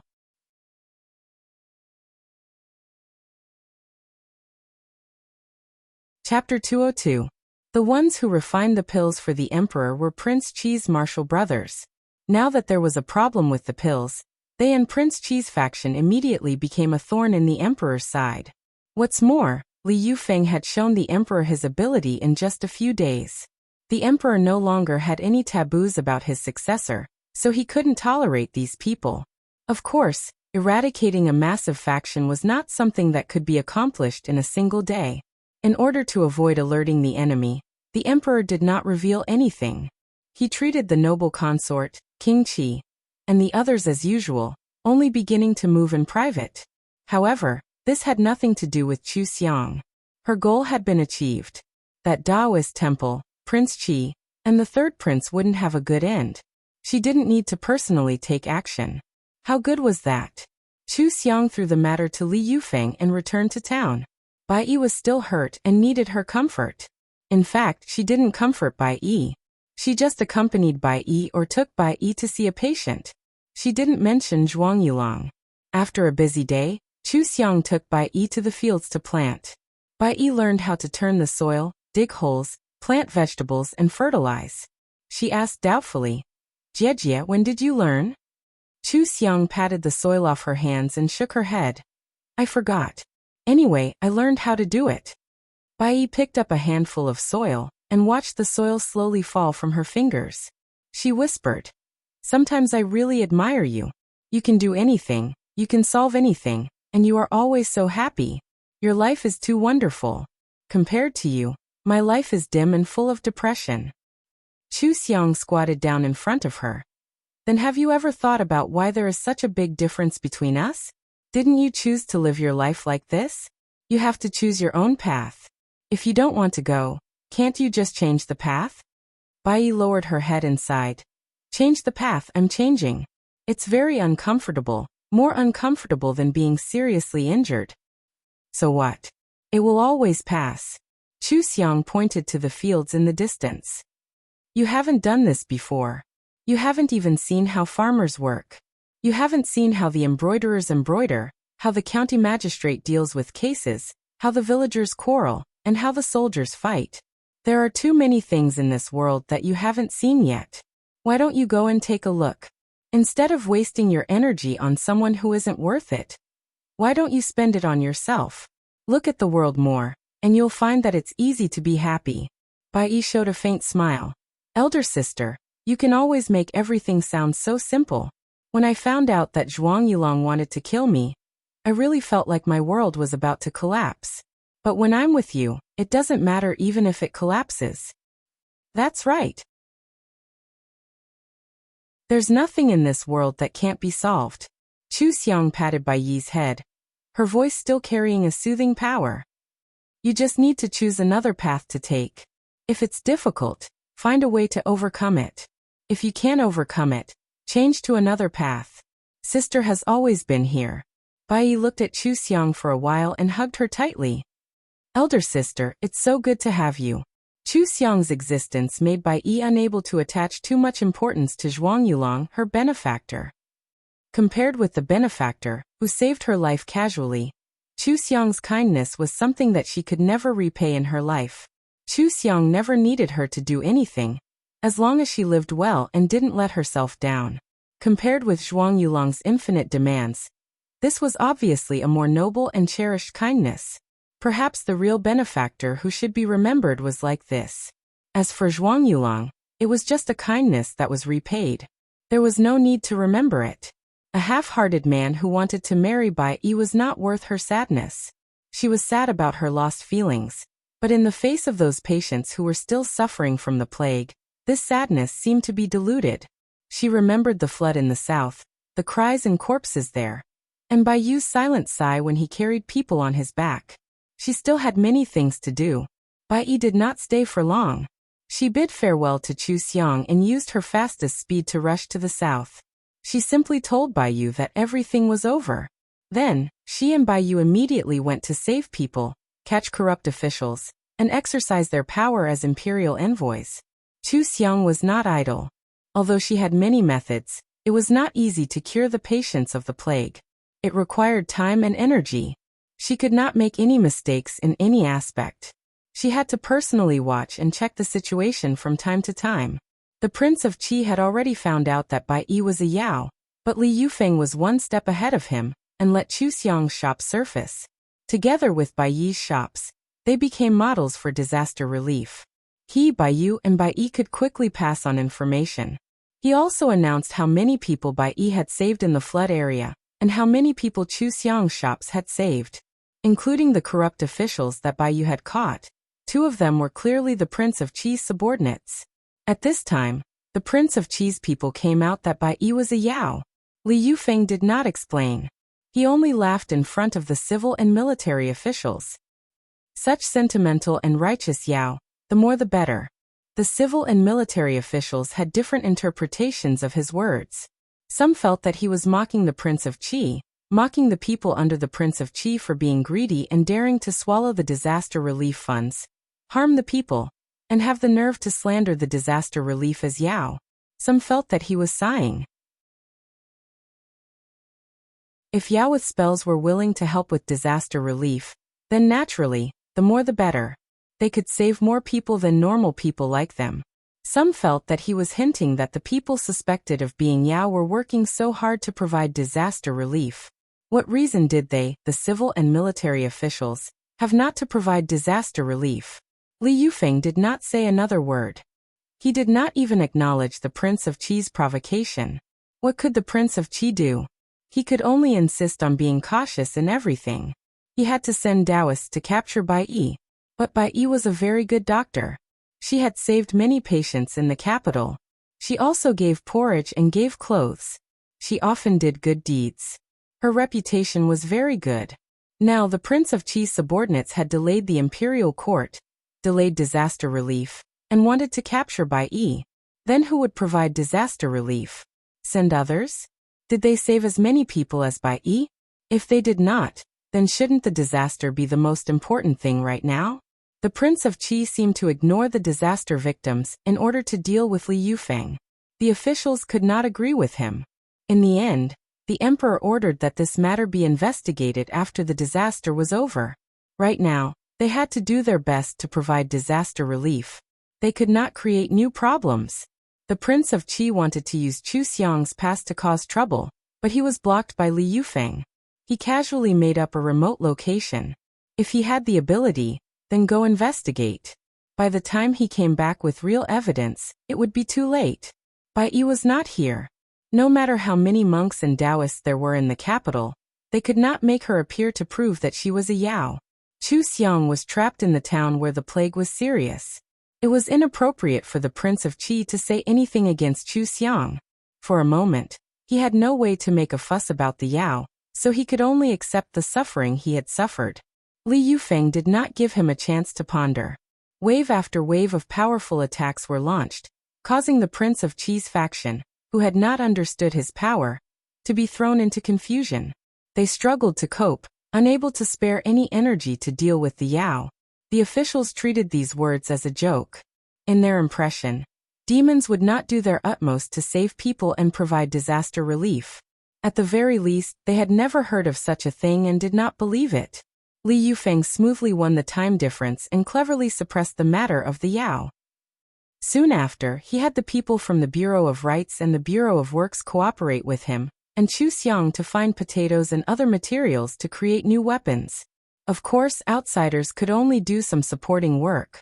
The important work was still done by their own people. He did this to let everyone know that this merit belonged to Chu Xiang. He also truthfully reported this matter to the emperor.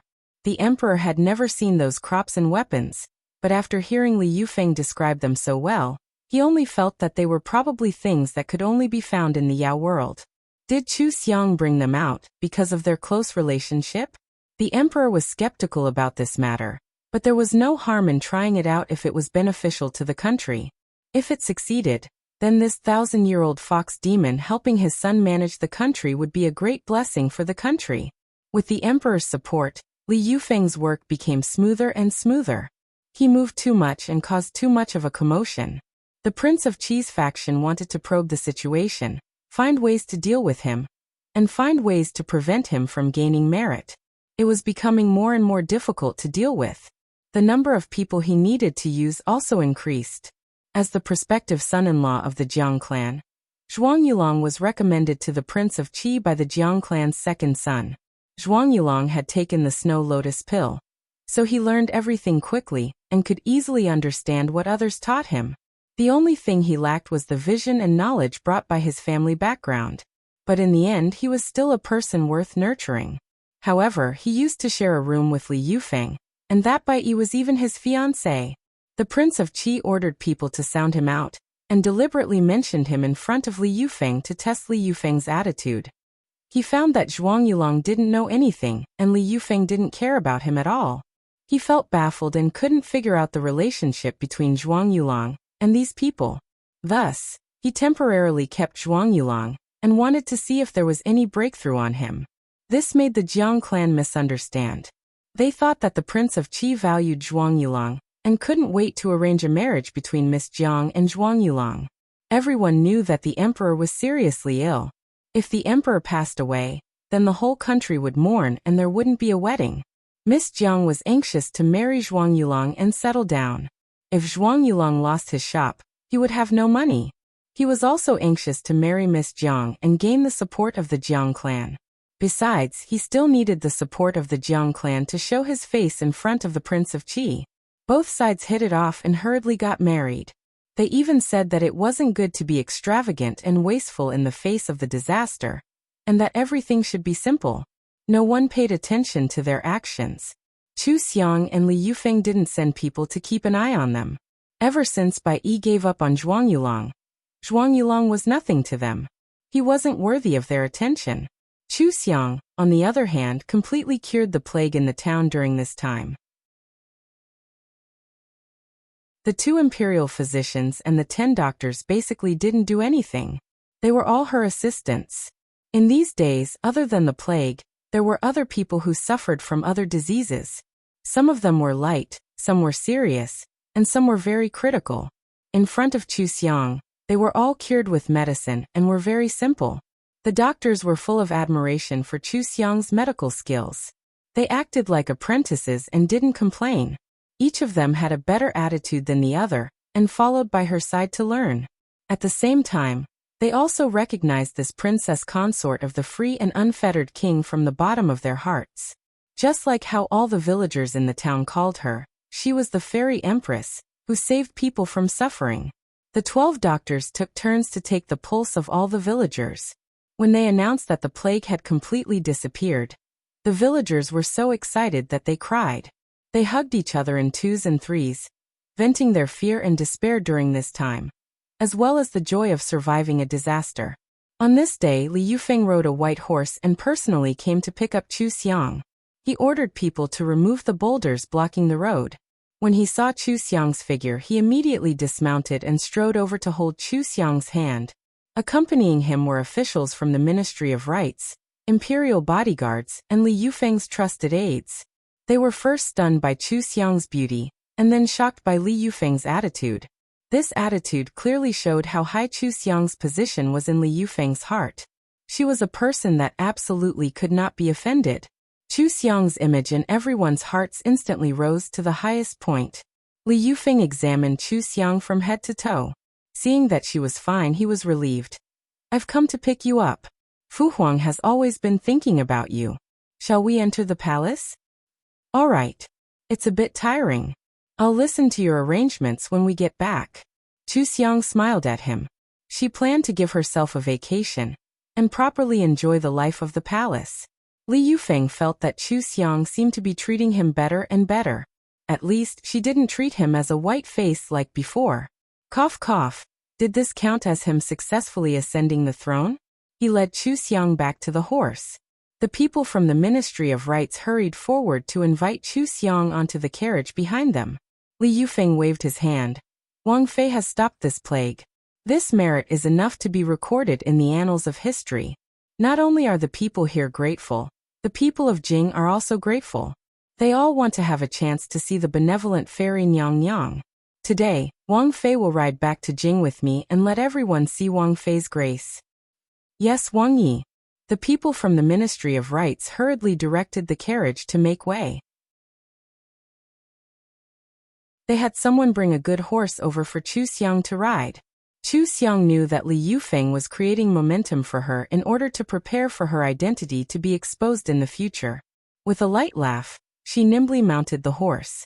This move shocked everyone again. Was this Wang Fei not only skilled in medicine? She was also a martial artist? There were some well-informed people who knew that Chu Xiang knew how to catch demons and exorcise ghosts. They felt that Chu Xiang really had a lot of skill and didn't look like a normal person. When Chu Xiang was about to leave, everyone in the village gathered at the village entrance. Under the lead of the village head, they all kneeled down and kowtowed 3 times. Thank you, Fairy Nyang Nyang, for saving our lives. Thank you, Fairy Nyang, for saving our lives. Thank you, Fairy Nyang, for saving our lives. Many people had tears streaming down their faces as their faces were filled with gratitude. These words of thanks were loud enough to move everyone present. Looking at Chu Xiang again, she was sitting on the horse with a faint smile. She waved her hand and turned to leave. That free and easy back figure was imprinted in everyone's hearts. Without knowing why, they couldn't help but feel a sense of worship and respect. The citizens of the capital had already received the news that the first fairy to cure the plague was coming back to the capital. Everyone put down what they were doing and came out to the streets. Even the second-floor windows of the hotels and tea houses were filled with people, all wanting to see what this Fairy Nyang looked like. It wasn't as lively as it was during the New Year, so everyone was very excited. The moment Chu Xiang and Li Yufeng entered the city, cheers began to ring out. Not only were the citizens happy shouts, but they were also shocked by Chu Xiang's beauty that could topple a country. The title of Fairy Nyang Nyang. Chu Xiang was definitely worthy of it. They had never seen such a beautiful woman before, nor had they ever seen such a strong aura. A woman that looked so noble. This was the princess consort of the unfettered king, the Rao fairy who cured the plague and saved the entire town. She was also a legendary woman that could become the next empress. Countless halos were added to Chu Xiang's body, but none of them were as shocking as seeing her with his own eyes.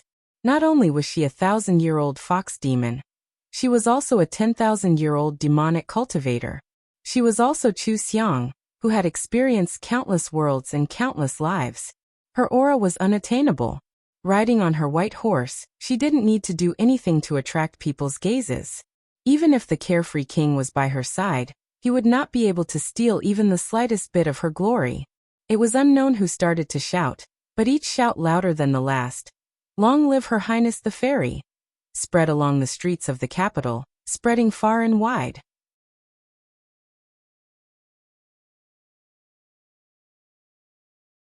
Chapter 203. Chu Xiang had not seen such a scene for many years. After being stunned for a moment, she turned her head and smiled at Li Yufeng. They are not wrong. I am really almost 1,000 years old. Li Yufeng knew that he could not expect her to be moved or excited. So many people were kneeling and worshipping her, but she actually thought that she was almost 1,000 years old.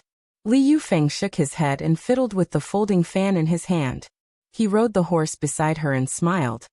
What is 1,000 years? You will live 10,000 years in the future. Chu Xiang laughed and said, What's the point of living so long? The world is only so big. What's the point of seeing it after?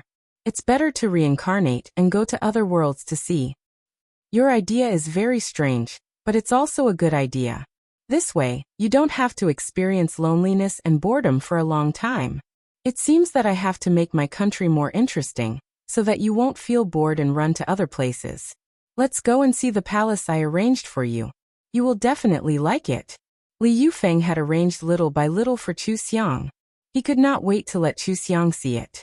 Zhuang Yulong and Madame Jiang, who had just gotten married, were buying jewelry in the shop. When Zhuang Yulong saw Li Yufeng and Chu Xiang, the jade hairpin in his hand fell to the ground and shattered. He did not hear Madame Jiang's exclamation. He stared at Li Yufeng and Chu Xiang with his eyes wide open. His head was buzzing.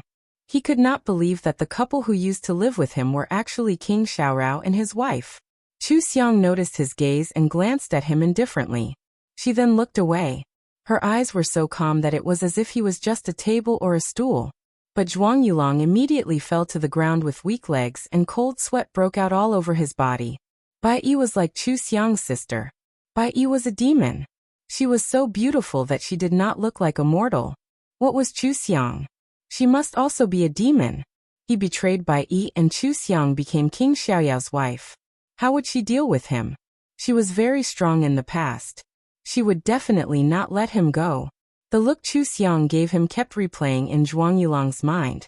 There was clearly no emotion in her eyes, but his mind seemed to be filled with killing intent, which made him feel terrified. He was too scared. He was just an ordinary person. If he didn't meet Bai Yi, how could he get third place in the exam? How could he have a foothold in the capital? How could she come into contact with someone of such high status like the prince?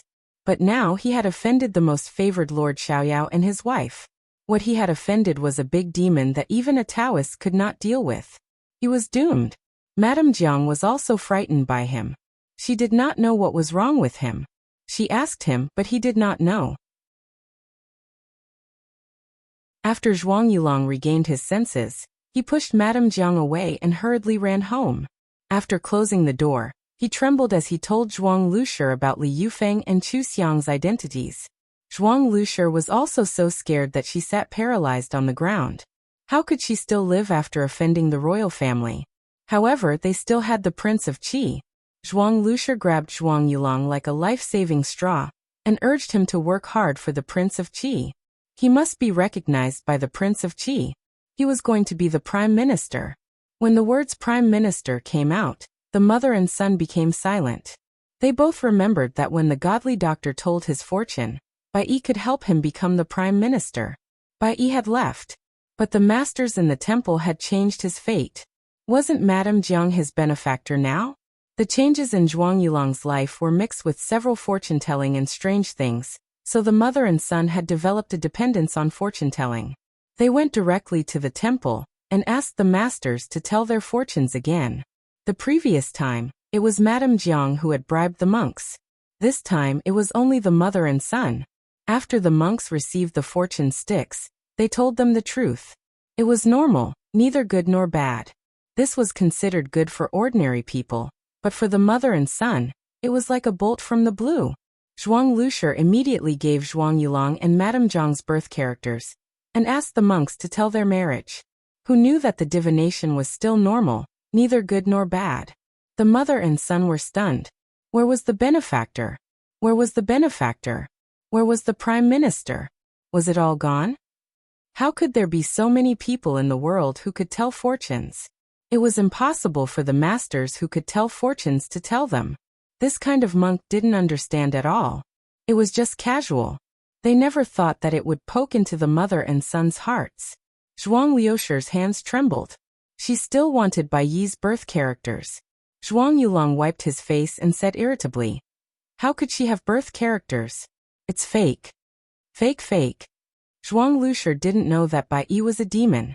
Hearing Zhuang Yulong's words, she was very puzzled. Zhuang Yulong didn't dare to mention this. He took Zhuang Lushi and went home in a daze. Madame Jiang didn't know why they had such a big reaction. She asked them what happened. For the first time, the mother and son didn't give Madame Jiang a good face because they were not in the mood. They all slammed the door and locked themselves in their rooms. They were upset, scared, and regretful. Madame Jiang's face was even uglier. She directly went back to her parents' house to complain. No matter how talented Zhuang Yulong was, he didn't have any achievements now. He couldn't compare to the Jiang family. How could he dare to give her a bad face? The Zhuang family was in a mess. Prince Qi, who was treated as a life-saving straw by Zhuang Yulong, also saw Chu Xiang. He also had the third prince and the two Taoist priests. The two Taoist priests narrowed their eyes and looked at Chu Xiang. After a long while, they said in a deep voice, "I can't see anything unusual about her. If she is really a demon, then she must be an extraordinary demon." The third prince slammed the table and stood up angrily. "Of course she is a demon. How can anyone cure the plague? She was the one who did something to me in the tea house, right? Why aren't you going to deal with her?" Prince Qi frowned and reprimanded. "What do you think you are doing? Sit down." "But are we just going to watch them show off? Second brother, look at their proud faces. The whole city is kneeling and worshipping them. What is this? What right does that Li person have? All of this should be yours, second brother. It's better to go out and expose her true identity. Let's see how Li Yufeng can be proud." The white-bearded and white-browed Taoist priest shook his head with a dignified expression. "We can't act rashly. If Madame Chu is a demon, then her cultivation is higher than Bai Yi's. If she isn't a demon, then she must be a cultivator with profound magic power. The free and unfettered king inherited the Li family's secret technique and is a demon hunter with high cultivation. It's unlikely that he would marry a demon. Madame Chu is more likely to be a cultivator. We don't know anything about her. If we rashly go out and confront her, it won't be good for us. We might even alert the enemy. Moreover, she just saved so many people. Now is the time when the people are most grateful to her. It's not a good time to confront her. After a few days, when everyone's gratitude to her fades, it won't be too late to deal with her. I believe that by then, we will be fully prepared. The third prince said with dissatisfaction. Aren't you the Taoist priests with the strongest magic power?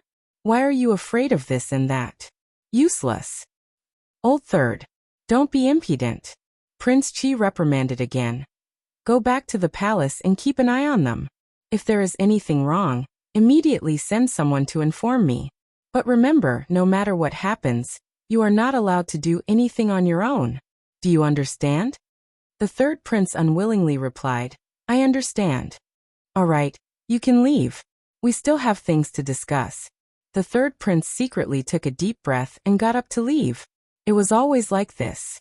Important things never had anything to do with him.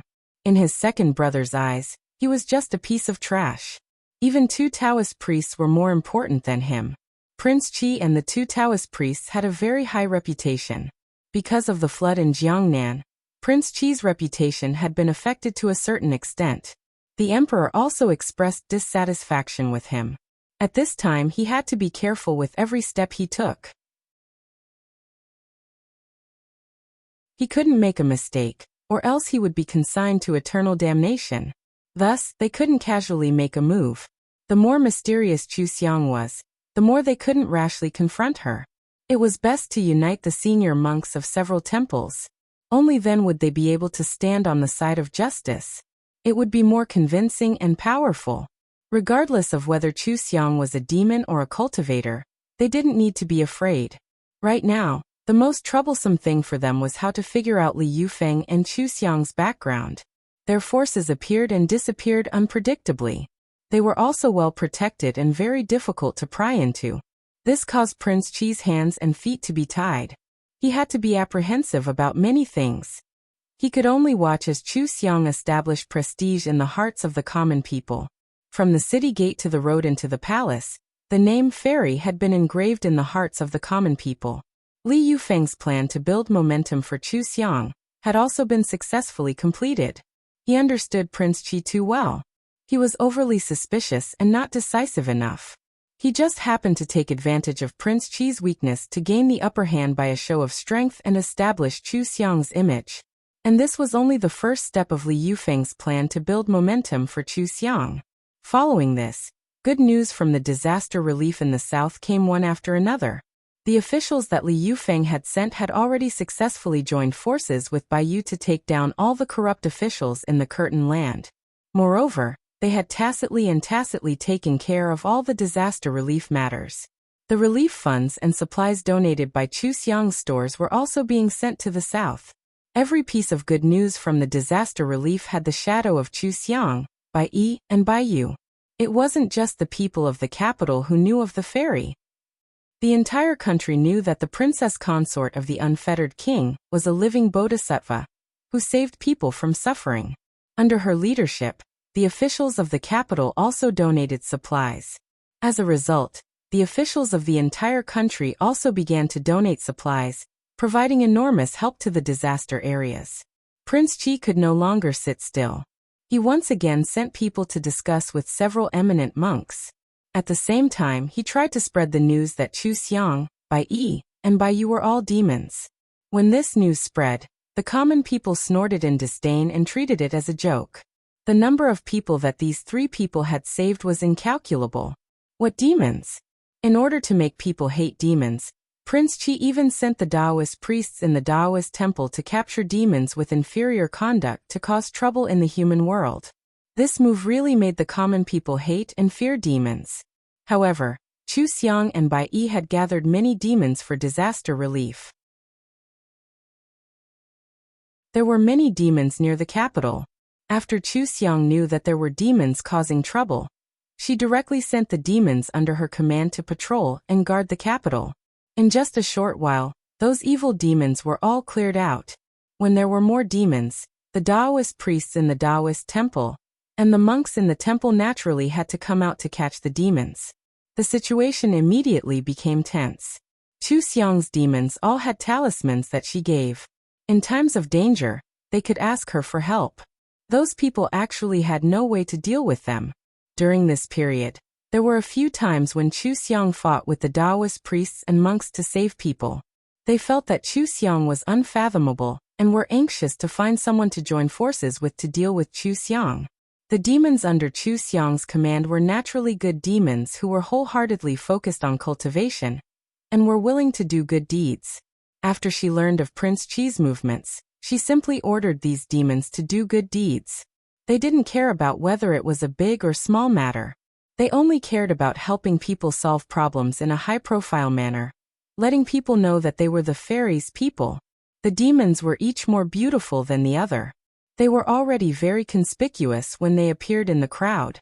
They also continuously did good deeds without asking for anything in return. Naturally, they left a deep impression. After asking around, they found that they were all Chu Xiang's subordinates. They only felt surprised and justified. Only the fairy could have such good subordinates, right? Only the fairy would order them to help people for free and do good deeds, right? They heard that the fairy's younger sister was still in the south providing disaster relief. The fairy was really a living bodhisattva. Prince Chi's subordinates exposed the identities of several demons. Some people were afraid, but there was also a child who had just been saved from the edge of a cliff who cried, "So what if she is a demon? She saved my life. She is my benefactor." The child's cries were extremely provocative. The child's family, relatives, and friends were the first to accept the demons. Although they couldn't help but feel afraid, if there were no demons, their child would be gone. Of course, they couldn't repay kindness with enmity. If there was a first, there would be a second. Although people began to feel uneasy about the fact that Chu Xiang had many demons under her command, the vast majority of people who had been saved and helped sincerely believed in the demons. For a moment, the impression that demons gave people was not only frightening, but also kind. Prince Chi's private actions had backfired, causing him to be extremely angry, and he was also having difficulties in the imperial court. He had always thought of himself as the next emperor.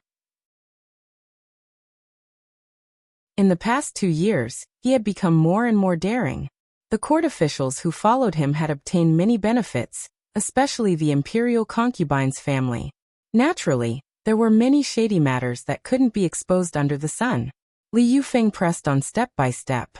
Using the disaster relief matter, he investigated all the officials related to the corrupt officials. He dug out one secret after another, and pulled out one parasite after another.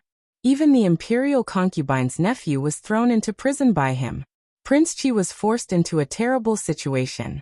He personally went to the imperial temple to seek an audience with Great Master Mingjing, who was in seclusion all year round. He wanted Great Master Mingjing to stand out and stop Li Yufeng from using the demons to seize power. Great Master Mingjing had a benevolent appearance. He gently poured a cup of tea for Prince Chi and smiled faintly. "Your Highness Prince Chi, not all demons will harm people. Fortune and misfortune are set, and cannot be changed by humans. Why don't your Highness Prince Chi go along with it and live indifferently? Perhaps it can ensure the stability of your future generations." Prince Chi's expression changed. He stared at him and asked, "Great Master means this prince will definitely lose?" Great Master Mingjing raised his palm and closed his eyes. He chanted, "Umitba, the secret cannot be revealed. This is all I have to say. Your Highness Prince Chi, please return." "You." Prince Chi's anger was stuck in his chest. He snorted coldly and left with a flick of his sleeve. Great Master Mingjing was a master consecrated by the imperial family. Of course, his ability was the strongest. Now Great Master Mingjing actually hinted that he would not be able to seize the throne. How could he not be angry? It was impossible for him to give up. At this time, Prince Chi only believed that my fate is in my own hands. He was determined to fight with Li Yufeng. After scheming for so many years, He was not willing to lose to Li Yufeng no matter what. Even if he had to give it his all, he had to fight. After Li Yufeng attacked Prince Qi again, Prince Qi questioned Li Yufeng in front of everyone in the imperial court. Imperial brother, since ancient times, only imperial sister-in-law was able to suppress the plague and not a single person died. I wonder who imperial sister-in-law's master is and how she did it. Or, is imperial sister-in-law not human but has demonic arts? Some ministers gasped. They did not dare to believe that Prince Qi would directly fall out with Li Yufeng in the imperial court, and even questioned Chu Xiang as a demon. Chu Xiang was now a fairy that everyone knew. If it was proven that she was a demon, how big of a commotion would it cause? Even the emperor narrowed his eyes and subconsciously tightened his grip on the armrest of the dragon throne. However, Li Yufeng was not nervous at all. Second brother must have been trapped in the capital for a long time, and does not know how big the place is. As a member of the imperial family, you do not have the slightest bit of gratitude and instead question your imperial sister-in-law? Second brother, what are your intentions? Prince Qi coldly said. Imperial brother, don't change the topic. You don't dare to answer directly. Is it because imperial sister-in-law is really a demon? Li Yufeng chuckled. So what if she is? So what if she isn't? Prince Qi was angered by his rascally appearance. He stepped forward and said angrily, those who are not of our race must have different intentions. If she is a demon, then she will be killed. Oh. Li Yufeng seemed to have heard something funny and laughed out loud. Everyone, did you hear that clearly? Prince Qi's standard for judging Rao is not right or wrong, but only based on the person. This prince's princess consort has saved countless people, but she can be erased by a single sentence from Prince Qi. In the future, who will be willing to send disaster relief and save people? Li Yufeng walked around Prince Qi and looked at him like he was looking at an idiot. Those who are not of our race must have different intentions. Then after every war in history, what about the people who return to other countries? Do they have different intentions? Should they be killed? Should we tolerate them? Then why should humans and demons be like scallions? Could it be that demons cannot have good demons and humans cannot have bad people? Many ministers whispered, and some people felt that his words were very reasonable. Although it felt strange, it was the truth. Weren't there already many good demons among the people doing good deeds? That's right, those demons were all Chu Xiang's people. Li Yufeng was beating around the bush like this and even called it demon talk. In fact, he had tacitly agreed that Chu Xiang was a demon, but he did not say it out loud. The ministers who could stand in the throne room were all shrewd people, and immediately confirmed Chu Xiang's identity. This was a huge shock to them. How could Chu Xiang be a demon? How could King Xiaoyao's wife be a demon? How could the fairy who did such a great good deed be a demon? Prince Qi said coldly, Imperial father, how can the imperial family allow demons to exist? This will definitely cause chaos. Disasters in the human world may be something that can be easily solved by demons. The demons' demonic arts are unfathomable. What if one day they are unhappy and want to destroy our human race? How can we resist? Li Yufeng asked curiously. Even if the demons live in the mountains and don't come out, can you resist if they are unhappy and want to destroy you one day? Imperial brother. Prince Qi was stumped by the question, and the fire in his heart kept coming out. He gritted his teeth and said, in order to prevent demons from causing trouble, we should ask Taoist and Master to destroy them. In this way, there will naturally be no danger. Li Yufeng smiled and said, so that's what you think? Isn't this self-contradictory? You first kept the demons because you were afraid that they would destroy the human race. Now that the demons have not made a move, you take the initiative to destroy them. Then who is stronger and who is weaker? If the human race is strong, do you still need to be afraid? If the demons are strong, then aren't you courting death by provoking them? Prince Qi was stumped again. This time, Li Yufeng did not give him a chance to speak. He cupped his hands and said to the emperor, Imperial father, there is news from the south. There is an abnormality in the river region's water surface. It seems like there will be another flood. Chu Xiang has already set off for the disaster area. Second brother's worries can wait until she comes back from disaster relief. I believe second brother still knows what is important and what is not, right? Or does second brother have a better candidate who can ensure the prevention of disasters? Does second brother have any useful subordinates? These words were like dozens of slaps to Prince Chi's face. How many of his subordinates had been found to be problematic recently? Disaster relief was even more of a joke. He was the one who had concealed the disaster situation. Even his cousin had been imprisoned. What disaster relief could he provide? Furthermore, Chu Xiang was not in the capital. What was the use of them being here? Li Yufeng said that Chu Xiang had personally gone to disaster relief, and that there was going to be a flood in the south. The officials did not know whether to believe it or not. But if there was really a flood, the demons led by Chu Xiang seemed to have a better effect than the imperial court's disaster relief. Although it did not seem right to think this way, the facts of the past few months had proven that the demons led by Chu Xiang had never done anything bad. They had always been helping the imperial court. In the face of a disaster, shouldn't they wait for a while before acting? Prince Chi cut off all means of retreat and fell out with Li Yufeng. He did not expect such a nondescript result. However, the emperor did not say anything. Who would dare to be the first to provoke demons? You're tuning in to the Earbook Haven YouTube channel. Don't forget to subscribe and join us on this journey to catch the most captivating stories.